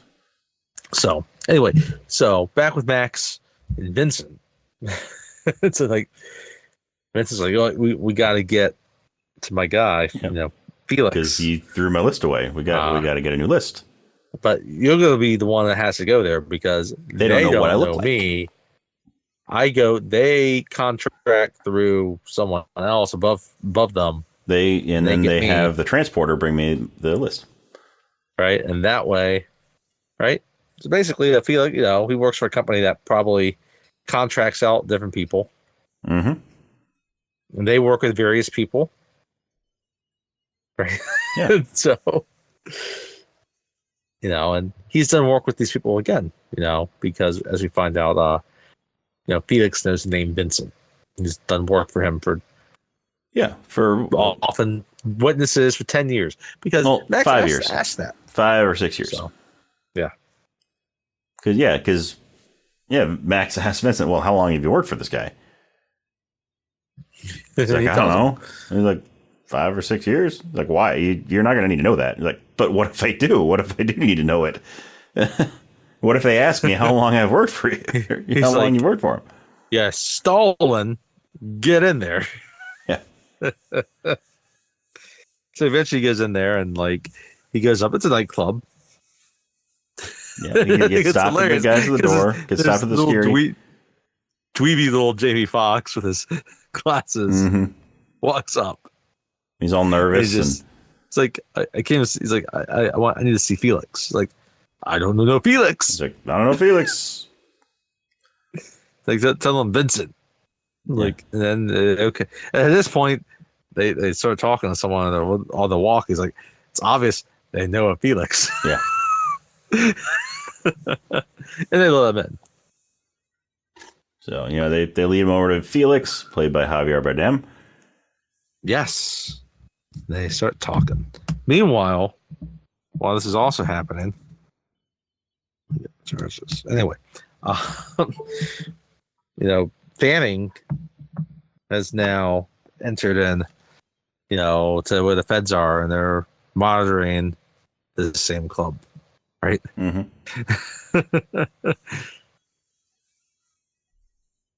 And he's looking, he sees a cab.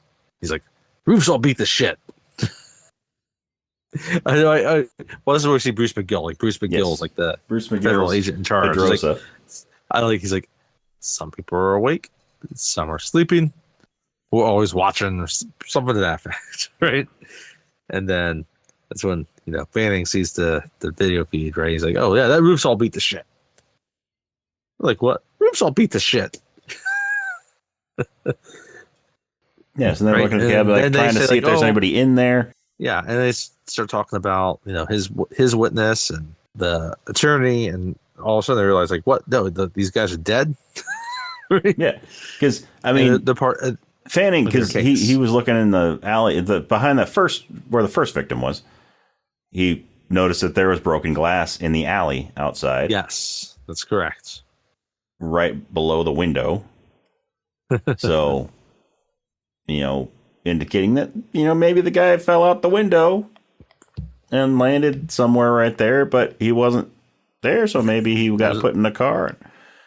Yeah. I mean, guy falls out a window, you expect the body. Yeah. And so when the roofs beat to shit, it's a reasonable connection. Thinking, he's a good detective. Yeah. So, anyway, back inside the club, and they bring in Max. Felix seems kind of surprised that he's staring at Max face to face.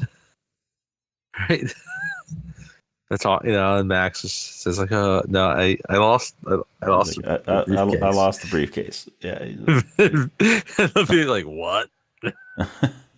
Javier Bardem is so awesome in this scene. Yeah. Yeah. And Max is like, I It's need the like, rest of the list. it's like I'm sorry. It's like sorry doesn't put Humpty Dumpty back together again.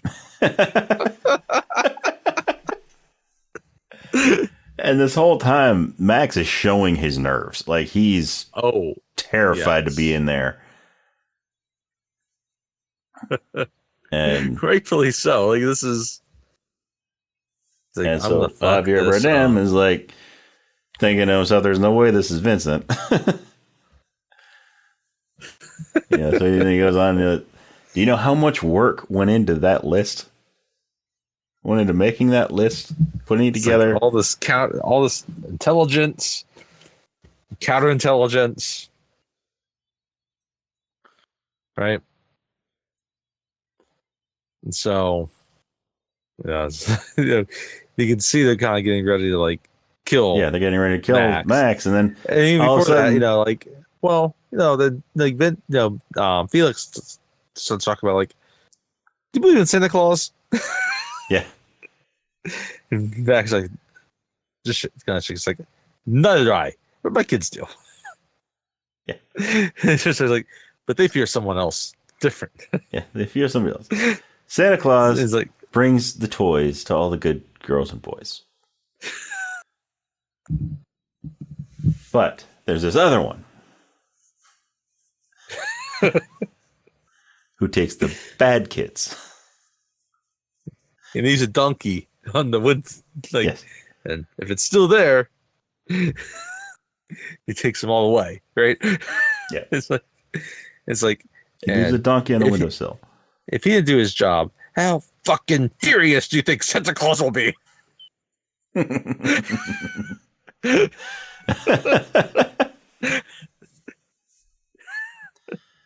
And so, yeah, Max starts noticing that the people behind him are starting to pull out their guns. They're gonna kill Max. He's very attuned to this. It's actually a really good job at starting noticing this. Yeah, to be honest. Yeah, especially given how nervous he was, how terrified he was. And then he grows a backbone. It's like, how you tell that guy behind me he doesn't put his gun down. I'm gonna beat his bitch ass to death with it. Yeah. Yeah, he just suddenly just grows a backbone. It's such a terror. Why don't you tell this guy behind me that if he doesn't put his gun down, if he doesn't put his gun away, I'm going to beat his bitch ass to death with it. I have worked for you for 5 years. When have I ever not finished the job? I got a tail. I had to lose it. And that's just like, it's like, yeah, well, I got to improvise. Because before we were talking about, Vincent was talking about earlier with Max. So yeah, you got to improvise. I Ching. I Ching. Yeah. There's this weird blend of jazz, Eastern mysticism with Vincent. Yeah.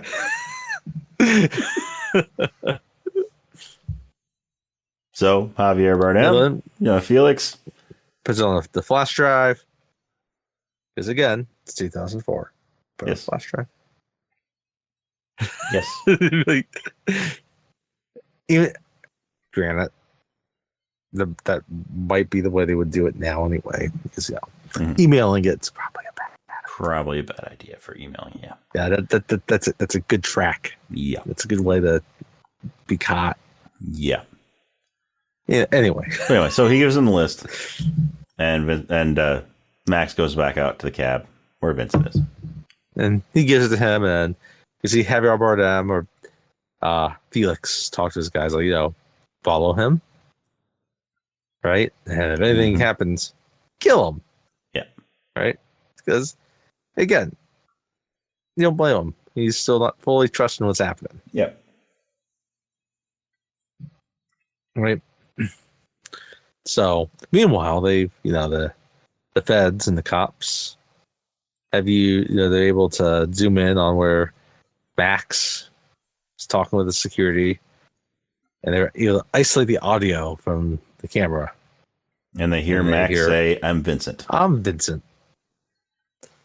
And at this point, the feds seem pretty convinced that Max as Vincent is the one that is going around killing these victims. They need to capture him.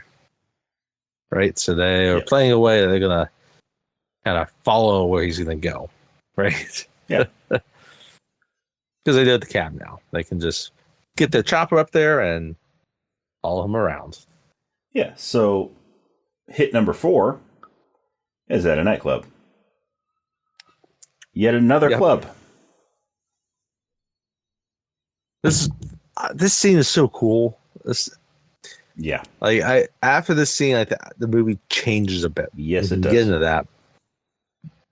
You can tell. I think there's multiple writers and that were on this, and they had one person that cleaned everything up. But the last part of the movie is where you can kind of really see it. Mm-hmm. But this is where it stays really well cohesive and connected, right? So they're driving to the spot. I love the scene where it's kind of quiet. You can tell it's early morning hours. They're both exhausted by everything that's happened. Yeah. Right. Even Vincent at this point is come to grips he may not survive the night. Yeah. Right. Yeah. I mean, he's got 2 hits left. So his night is more than halfway done. More than halfway done. He just wants to finish this and get back to LAX. Mm-hmm. Right. So they just, at some point, all of a sudden they just stop because there's a coyote. No, it's a wolf. It's not a coyote. Oh, it is a wolf. It's a wolf in the middle of the road. Yeah. And this is when Shadow on the Sun starts playing. Yeah. Brilliant placement for this song. Yeah. Brilliant placement. It fits so well. They're weary. And it's funny, it's again, there's moments of this where it's tough and Vincent just takes a certain he's protective of Max as Max is helping him finish a job, but there's something else that he finds admirable about Max. Yeah. That he keeps doing all these things. We find out later, oh yeah, you keep lying to yourself though, but I don't know. He's so hard to read. Yeah. It's such a brilliant performance. Yeah. And just this brief scene with the wolf. It's just so there are no words in it. Nobody says anything. Max and Vincent are both just watching this wolf. And that's just walking across the street. And the wolf kind of looks over at them and it's sort of, it's like they're each their own one-man wolf pack. You got the wolf as its one wolf pack. You got Vincent as a one-man wolf pack, and you got Max as a one-man wolf pack.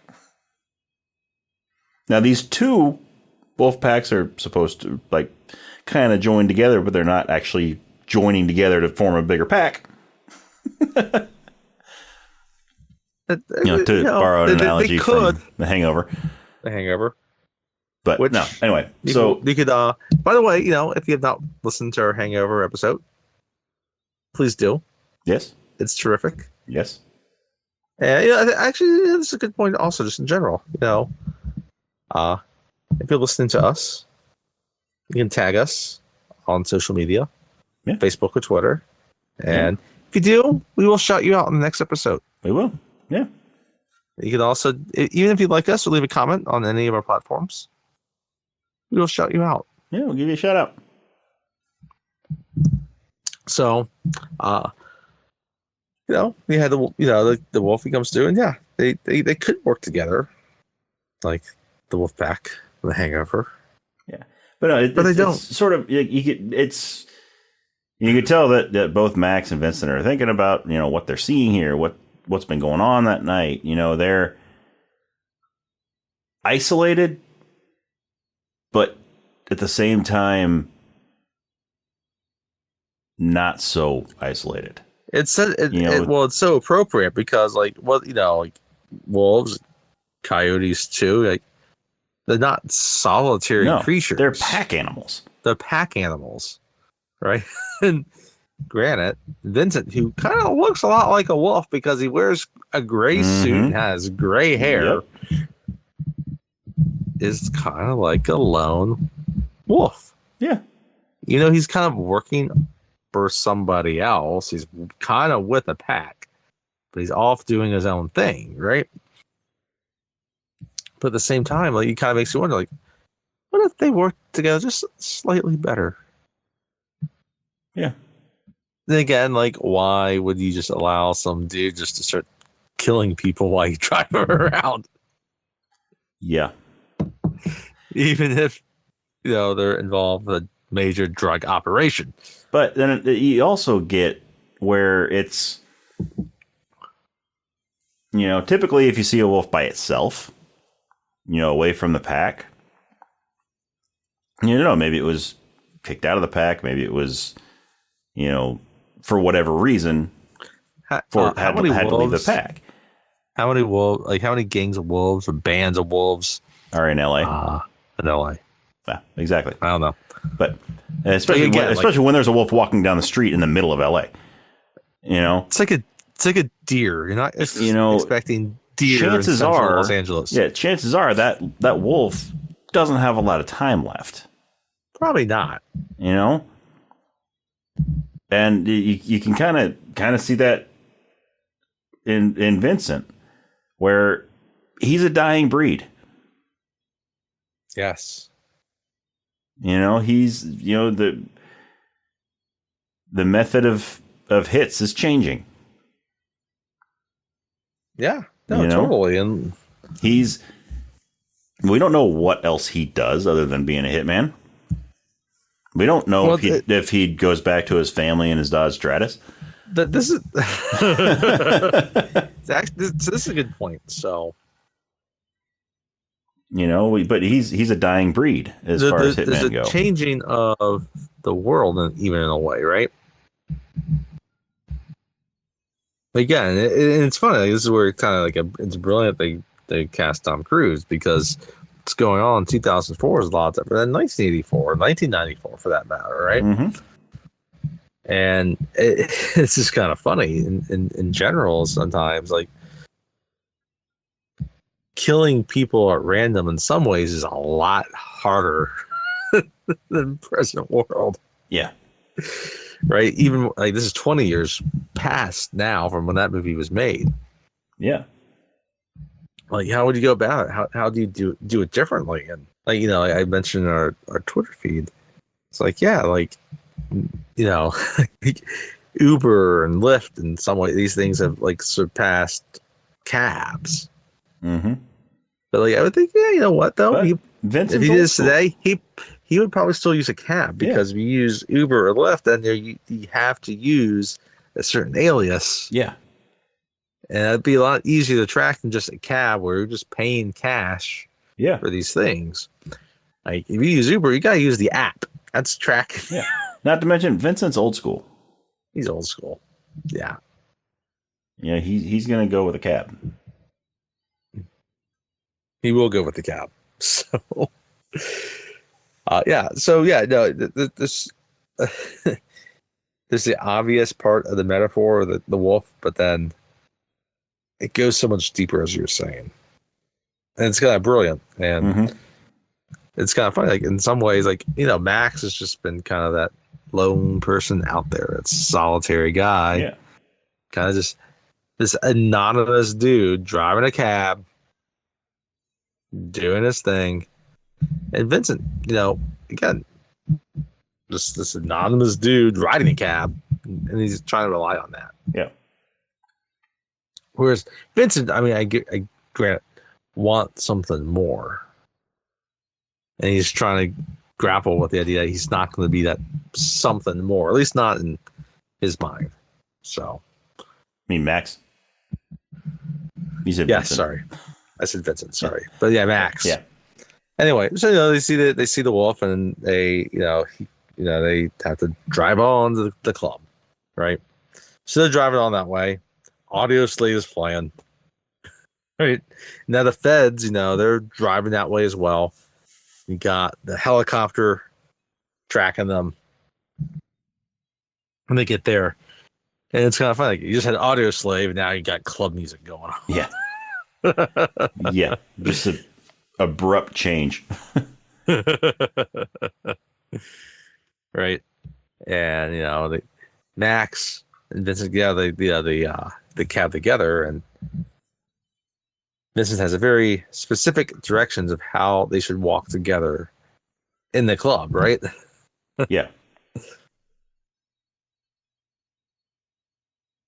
So, And he's like, just a couple steps ahead, pace to the to the right, and they're going through them. They're doing a lot of their fun in the music, right? yeah, I mean, there's strobe lights going, and loud music, and people, just crowds of people dancing. They're sort of weaving through the people. By the way, this is what's the song? It's called Southern Sun. Ready, Steady, Go. It's like a Korean remix of this, by the way. Okay. Which is appropriate because they go to kill someone that's Korean. Okay. Anyway,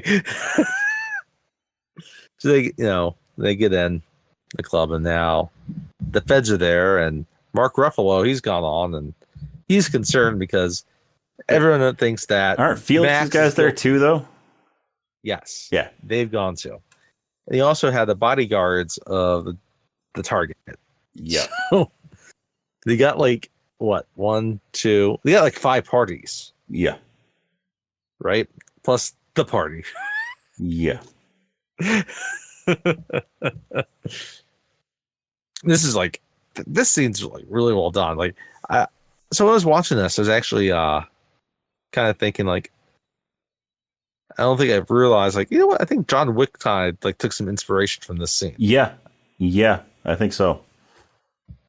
I when I watched John Wick, I realized a lot of movies it took inspiration from. I don't think I ever caught that it took some inspiration from. I never Collateral. really thought of that until you just said it too. Yeah, that's a good point.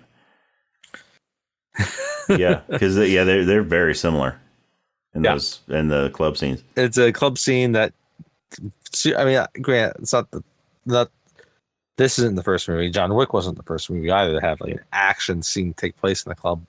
Well, But yeah, just I mean, kind of the method and the manner are very similar. Mm-hmm.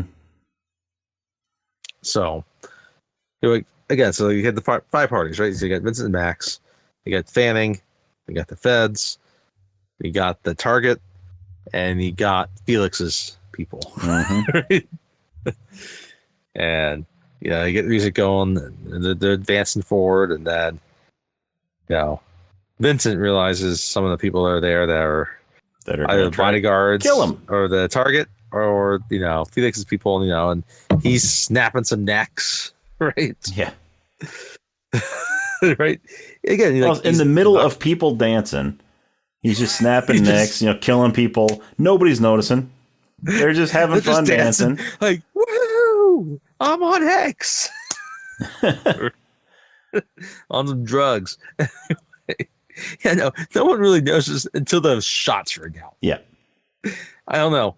It shouldn't be that hard to notice someone get their neck snapped in half. But it goes right along with what Vincent was talking about in the beginning. It does, yes. Where somebody can be riding the train, die, and nobody notices.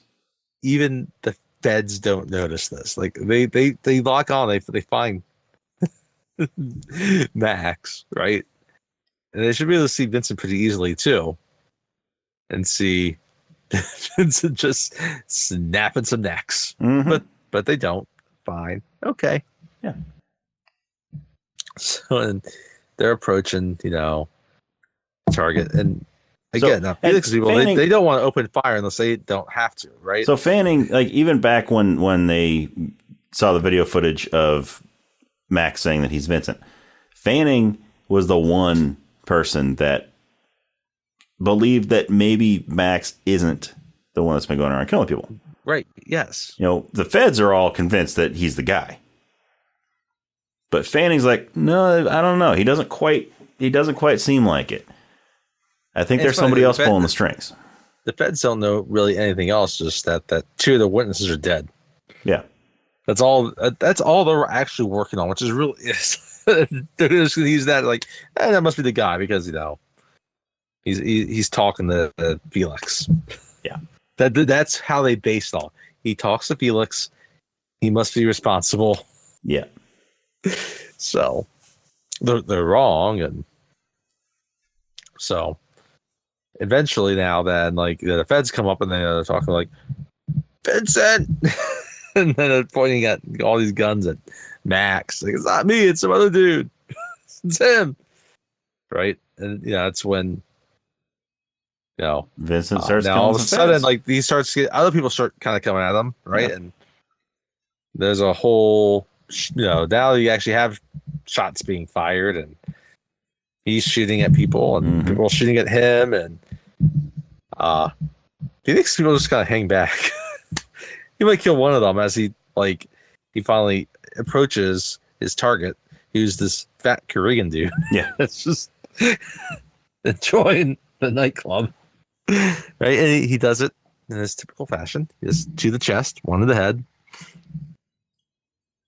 Right? And now everyone hears all these shots, and everyone's scattering, and Fanning finds Max. He's like, it's like, I believe you.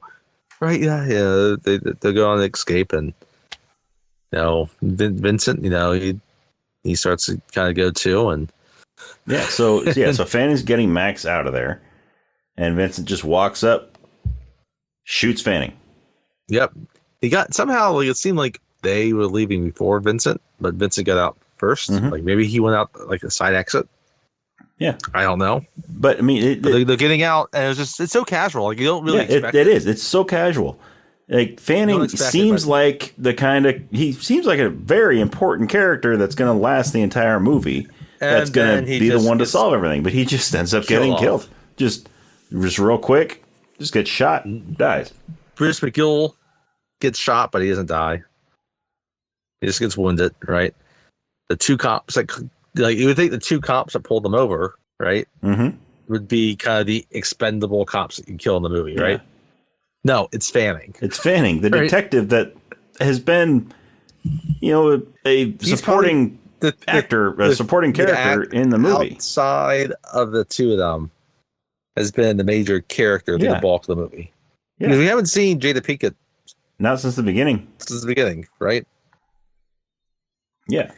And you would think it'd be somehow important, but no, he's trying to help him escape, and because of that, then Vincent kills him. He loses his life,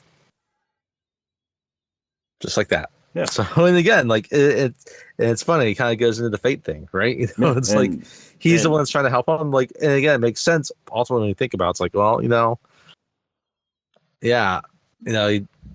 Vincent still needs to do his job. He needs Max, and so Fanning's kind of in that way, and so he doesn't hesitate. Whereas, the two cops that pulled him over earlier, luckily they got the call that saved their life. Yep.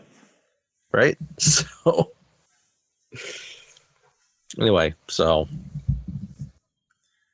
they get back in the cab. This is probably the thing that's going to kind of set Max over the edge. Right? It's like, he just starts killing all these people. You killed Fanning. It's like, you're right. What does any of this matter? It's he's like, I was like, you might have had a kid.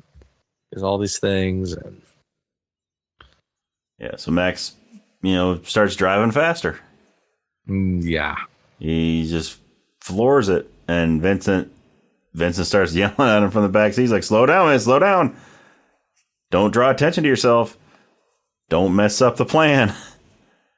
And he just... But I think in some way, like, he still kind of thinks we stick to this, like, and I guess, maybe, it's like, maybe Max, kind of Max kind of brings up, like, well, you're going to kill me anyway, right? It's, like, again, it's always hard to judge, like, how much admiration does Vincent have for Max? Yeah. It's hard to know. Anyway. Because I mean, if the story about the cab driver who was believed to have killed the 3 people and then killed himself before, if Fanning's view on it is to be believed, where there was another person involved, then that would point toward after Max drops Vincent off at the airport, Vincent's going to kill him and make it look like a suicide. I think given the circumstances of the night, yes. I think there's probably been other circumstances where things just kind of go a little bit more cleaner, where there's not as much attention drawn to them. Mm-hmm. Where Vincent goes, gets his stuff done, Max is none the wiser, and then he gets dropped off at the airport, and that's it. But instead, the first guy had to step in front of a window as he was being shot. Yeah. And he fell in a cab. And everything follows after that, right? Where the cab wasn't parked somewhere else in that alley. Yeah. Cab could have stayed double parked. Yeah. Because here's the thing. If you're staying with the car and you're double parked, and like some guy comes up to give you a ticket, it's like, oh, I'll just move it. And that's it. You don't get a ticket. If you're with the vehicle, you just move it. Yeah. If you've done that, you just proceeds just naturally. Yep. Some people die, some people live, which I guess is still the same. But so they get in the argument. Yeah. And he starts flooring it, and then he flips the car, right? And Vincent escapes. Well, after he starts flooring it, then Vincent pulls out his gun and puts it to Max's head to tell him to get him to stop. And Max is like, "You're going to kill me anyway." So that's right. Thank you. Yeah. So he crashes the car, flips it over. It's a comedian. They flips it over, and Vincent loses his gun. Mm-hmm. And sort of crawls out of the car and runs toward his next victim. Jada Pinkett, by the way. Yes, which we don't know. We talked about it earlier. Yeah, but yeah. So we should have easily put that. Then there's a cop. There's a cop that saw the whole thing, that saw the crash. So he comes running over to help Max. And he's like, "Hey, you know that? Are you okay?" And Max looks over, sees, because there's a laptop in the cab that Vincent had plugged the flash drive into. And he sees the next person on the list is Jada. Well, he hasn't seen that yet. He hasn't seen it yet because the cop sees what's in the trunk before that happens. Yeah, that's right. Because when the car flipped, the trunk kind of opened up a little bit, and there's a dead body inside that trunk. Yeah. Remember? Yeah. So, and that's when he tells Max to get on his knees. He's going to arrest him, and he's calling out the dispatch. He needs some backup. Yeah, and then Max sees the laptop, sees the screen. He's on his knees and he's like complying. And in some ways, he kind of thinks this is good. Yeah. Until he sees who the next hit is. And the next hit is Annie. At that point, he's like, I need to save this person. I need to save Annie. I need to save my girl. And so he... This cop is a little like a white original Bill Johnson. Yeah. So that's a good way to put it. He's a little chunky. So he's able to like overpower him, take his gun, and his cuffs, and he handcuffs him, takes his gun. It's like he just tells like I gotta save somebody. Yeah. Now he should have handcuffed him to the dead body. He didn't, but he should have. I'll give Max a pass on that. He's He's thinking about Jada. He's thinking about Jada Pinkett before she loses her hair. Yeah. So he has he's got to go. He's running downtown to the state building because he doesn't have a car to drive over there anymore. But what he does is really he gets on like a garage just like across the street so you can kind of check out the building, right? Yeah. He steals somebody's cell phone also as he's running. That's right. Thank you. He does because this was 2004. Not everybody had a cell phone on them at all times. This is actually a great point because I was thinking about this when I watched this movie when he's talking to her He ends up calling her, and she's just on the regular office phone. Yeah.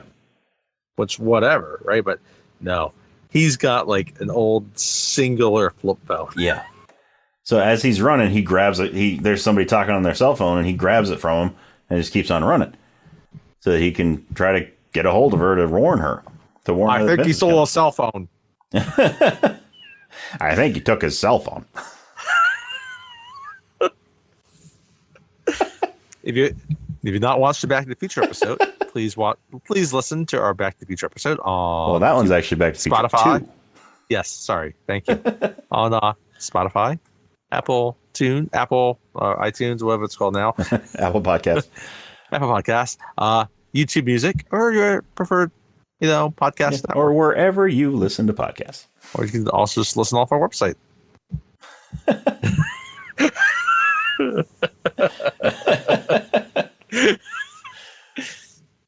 But anyway, so he's getting up to, basically he goes to like a parking garage. Yeah, he goes to the roof of a parking garage. It's across the street from the building where he wants to get a view, because he doesn't really know where she is in there, and he knows the building. Mm-hmm. And so we get in there, like we do see that, like, Vincent has killed like a security guard. Yes, and took the security guard's gun, which something I noticed, because it shows because when Max eventually gets into the building and he sees the dead security guard, yes, and he looks and there's no gun in his holster. The gun that Vincent took from the security guard is not the gun that fits in that holster.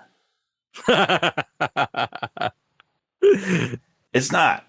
I leave you to know all that. It's not. That's all you. Because the gun that Vincent takes from the guard, presumably, because before he killed the guard, Vincent did not have this gun. Yeah. It's a Smith & Wesson 3913 Ladysmith. It's a very distinctive shaped frame. Okay. All right. The holster that was on the guard was more of a more boxy style of frame, like a Glock. Okay. It didn't have the curves and the angles that the Ladysmith has. Interesting. So I just thought that was interesting that is, because if that guard is where he got the gun, because we don't actually see him take the gun from the guard, we just see the empty holster, and then he has this gun that he didn't have earlier. He's a guard, like, I don't know.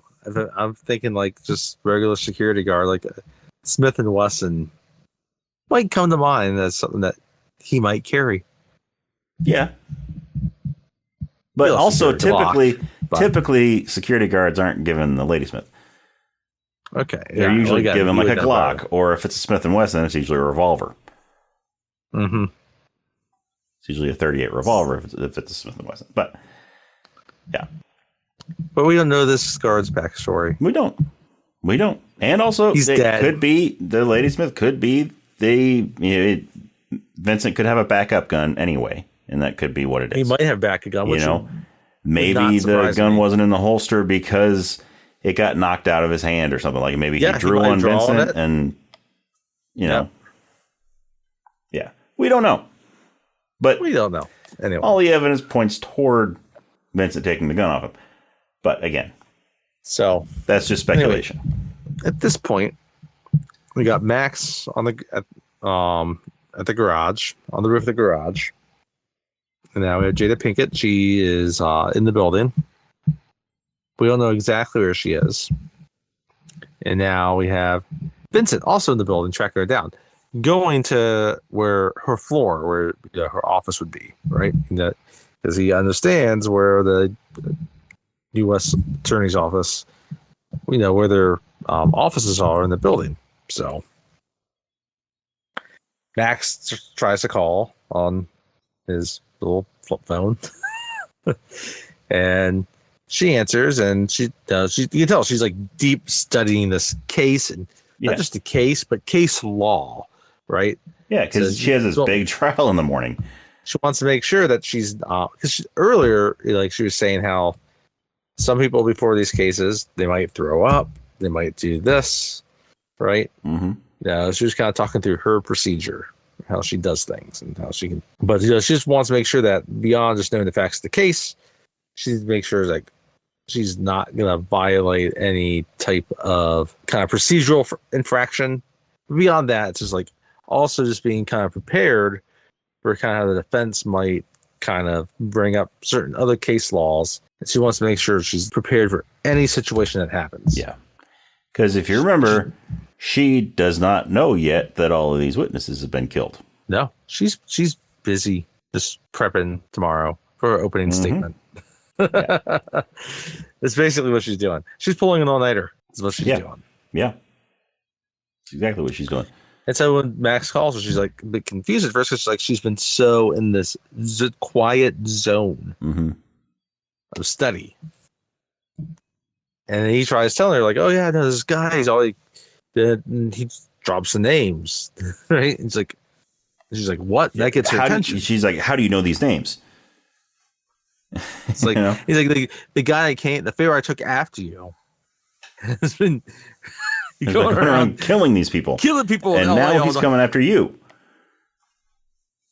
right?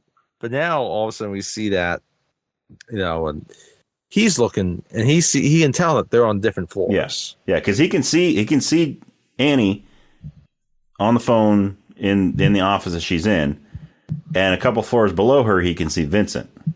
Yes. Right.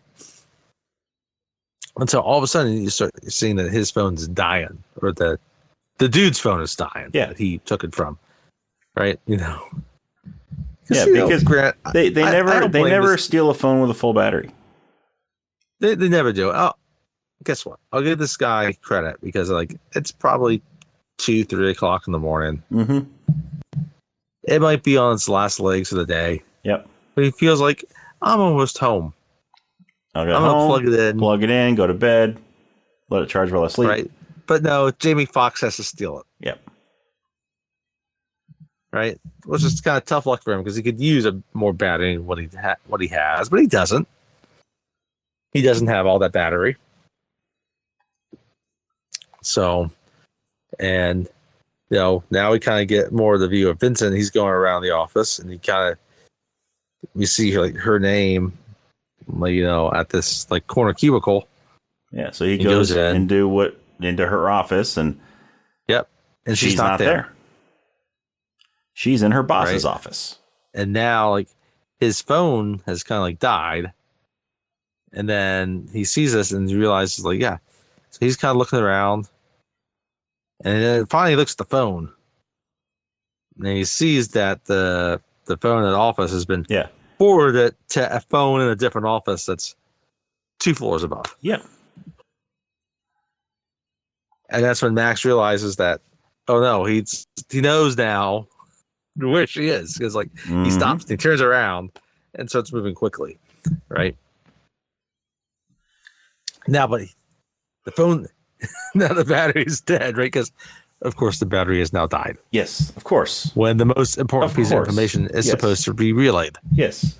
So Max has to run over to the building and try to make it up all the way up to where Annie is before Vincent gets to her.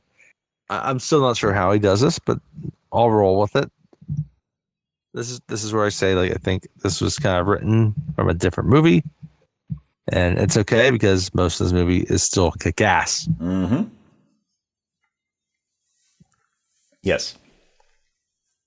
So he gets up there. And Max makes it up there.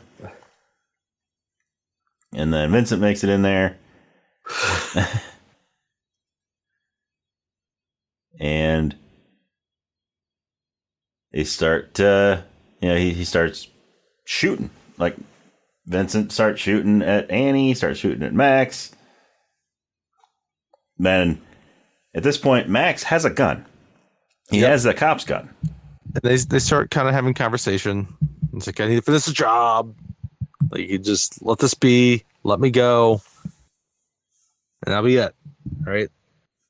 Which, granted, at this point probably won't be yet because I No.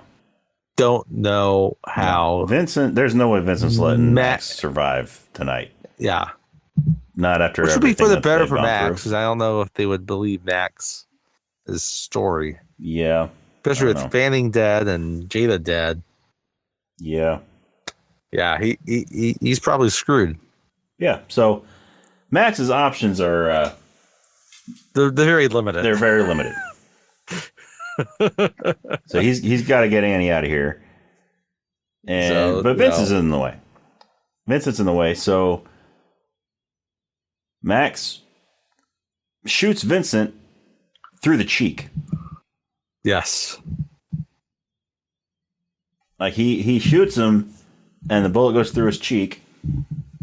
So, it doesn't kill him, but he feels it.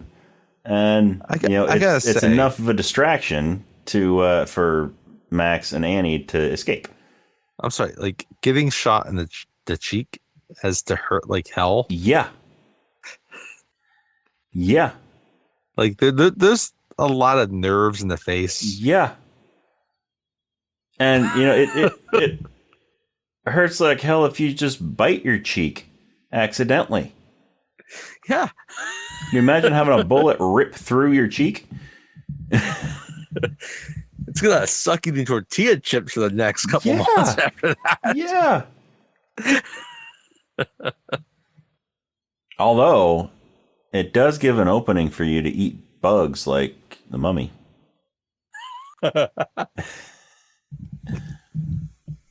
Listen if you want to our mummy episode on Spotify or Apple. Yeah. So if you want a little bit more protein. I enjoyed our mummy episode, so yes, feel free to go ahead and listen to that. Yes, it was a great episode. We got a Brendan Fraser episode before we had a Tom Cruise episode. Yes. How was it not like some?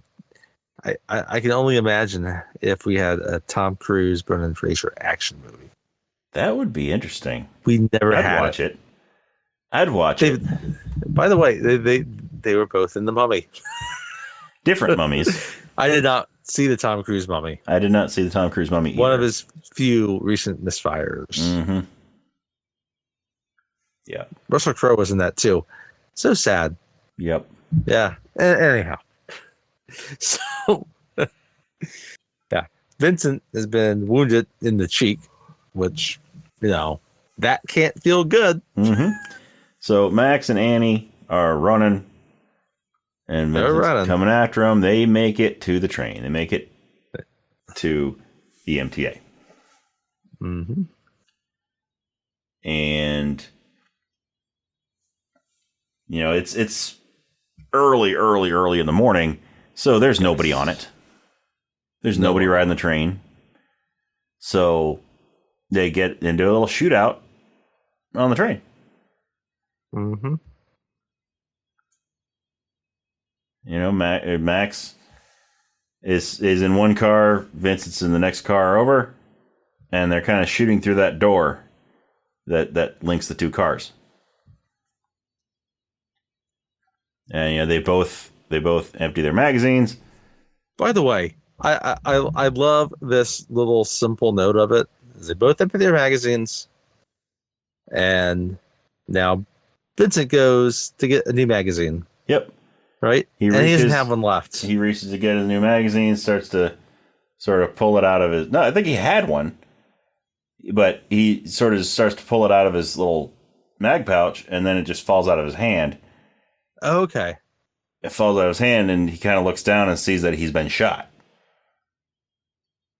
That's what it is. Yes, no, okay. Yeah, that's probably a better way. Yeah, you know what? You're right.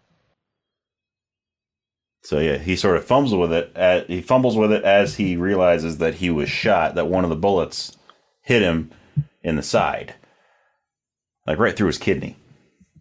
Yeah. He think getting shot in the cheek is shitty.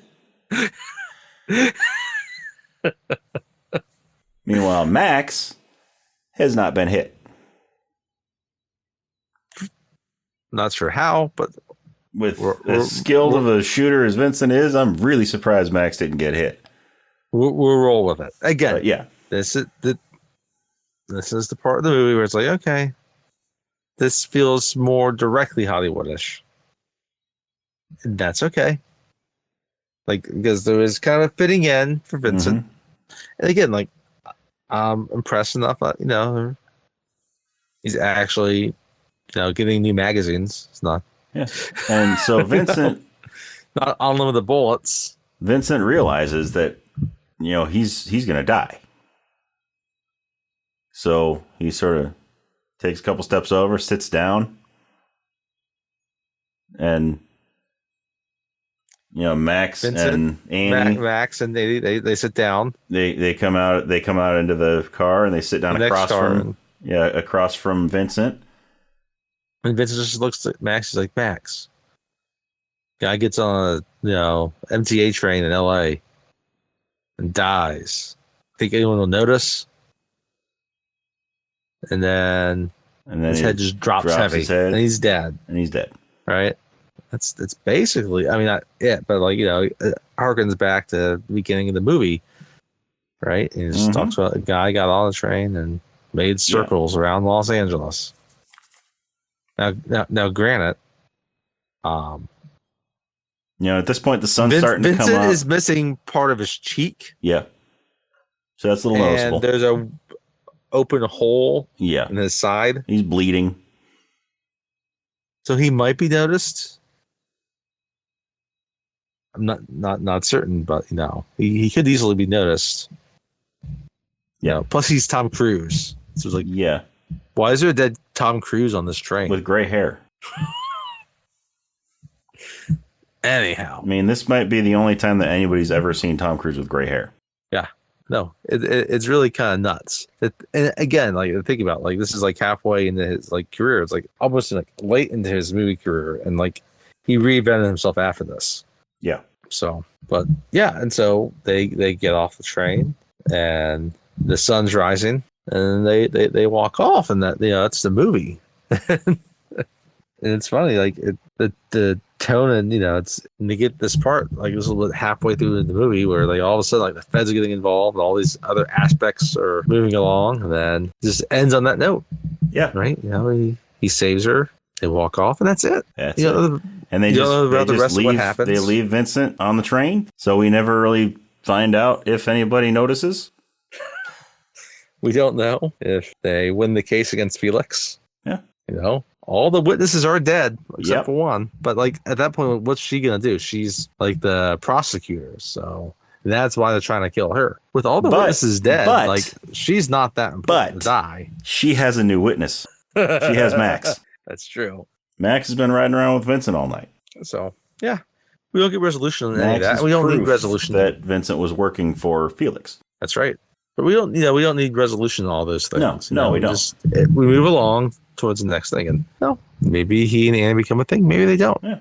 They become a thing. He now might have the capital start island limos. Yeah. If not, well, maybe he doesn't keep his cabbie job. I don't know.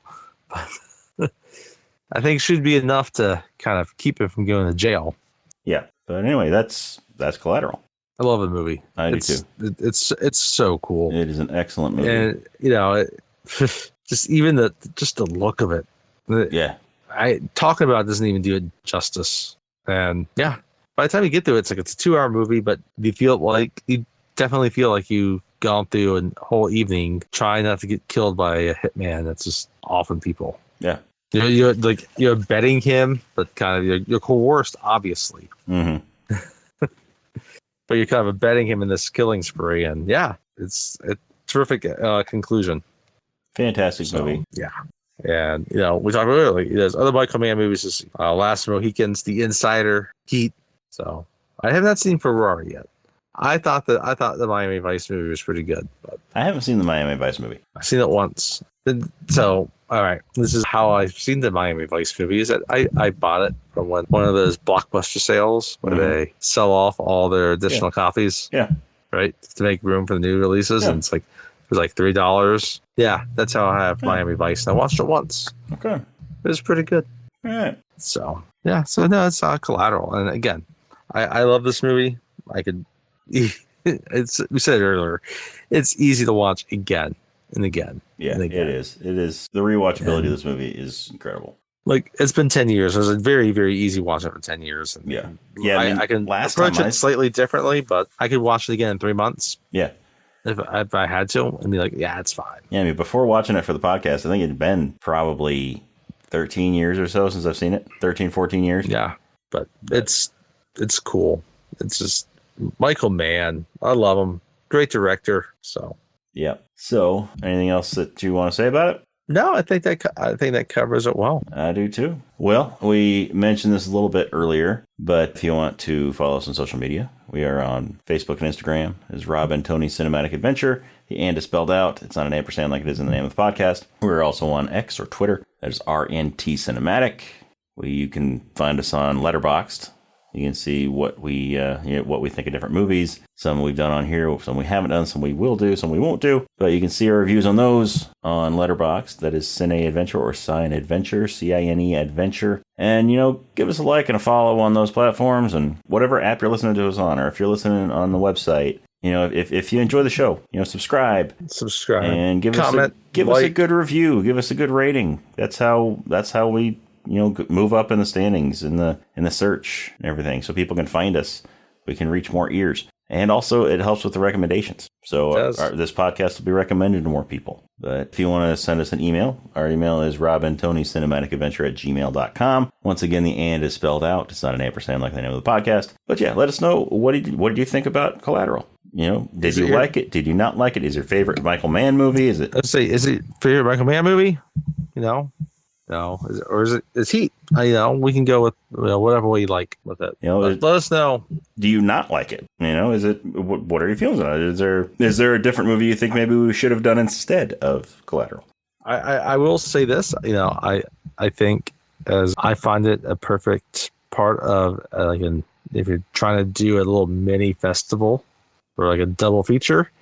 It's a terrific LA movie to watch. Yes. Yes, it is. But is there another LA movie that you like? That's kind of the point. No. If you're going to pair this with another movie, like LA Confidential. LA Confidential. Live and Die in LA. It could just be Heat. You keep it like Michael Mann-centric. Yeah. Or get tricky. Do Collateral with Pulp Fiction. Yeah, you could. Get very creative with that. Collateral Fiction. Or Collateral Weapon. Lethal Weapon. Yep. So, another LA movie. But yeah, let us know what you think. Would love just to talk to you about it. Yep. So what's next? I don't know, Tony. You tell me. Oh, well, we had one original plan, and then I saw director Joe Dante, reply to a tweet for somebody, and it made me think that he has maybe one of the perfect movies you should watch for October that might not be the slasher horror type movie, but it kind of plays into those kind of horror tropes in some ways. It's the Tom Hanks 80s comedy classic, The Burbs.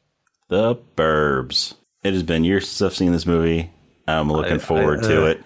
I remember the first time I watched this movie, I was in high school, and I had no idea it was coming. First time I saw this movie, I was a kid, and then I didn't see it since until probably 7 years ago, 8 years ago. I'm pumped for this because I think it's become a cult classic, and rightfully so. Yeah. Because it's nuts. Yep. And I'll get more into my first experience next week. But Bruce Dern's in this movie also. It's actually a really great 80s cast. Yes, it is. Yes, it is. Plus, it's our first Tom Hanks movie. It will be. Yeah. Again, it'll be our first Tom Hanks movie. I didn't even think of that. First Tom Hanks movie. But it's a perfect movie to kick off October. It's a suburban movie that's got a creepy family that lives next door. Yep. How creepy are they? Well, you'll find next out week. So join us next time for The Burbs.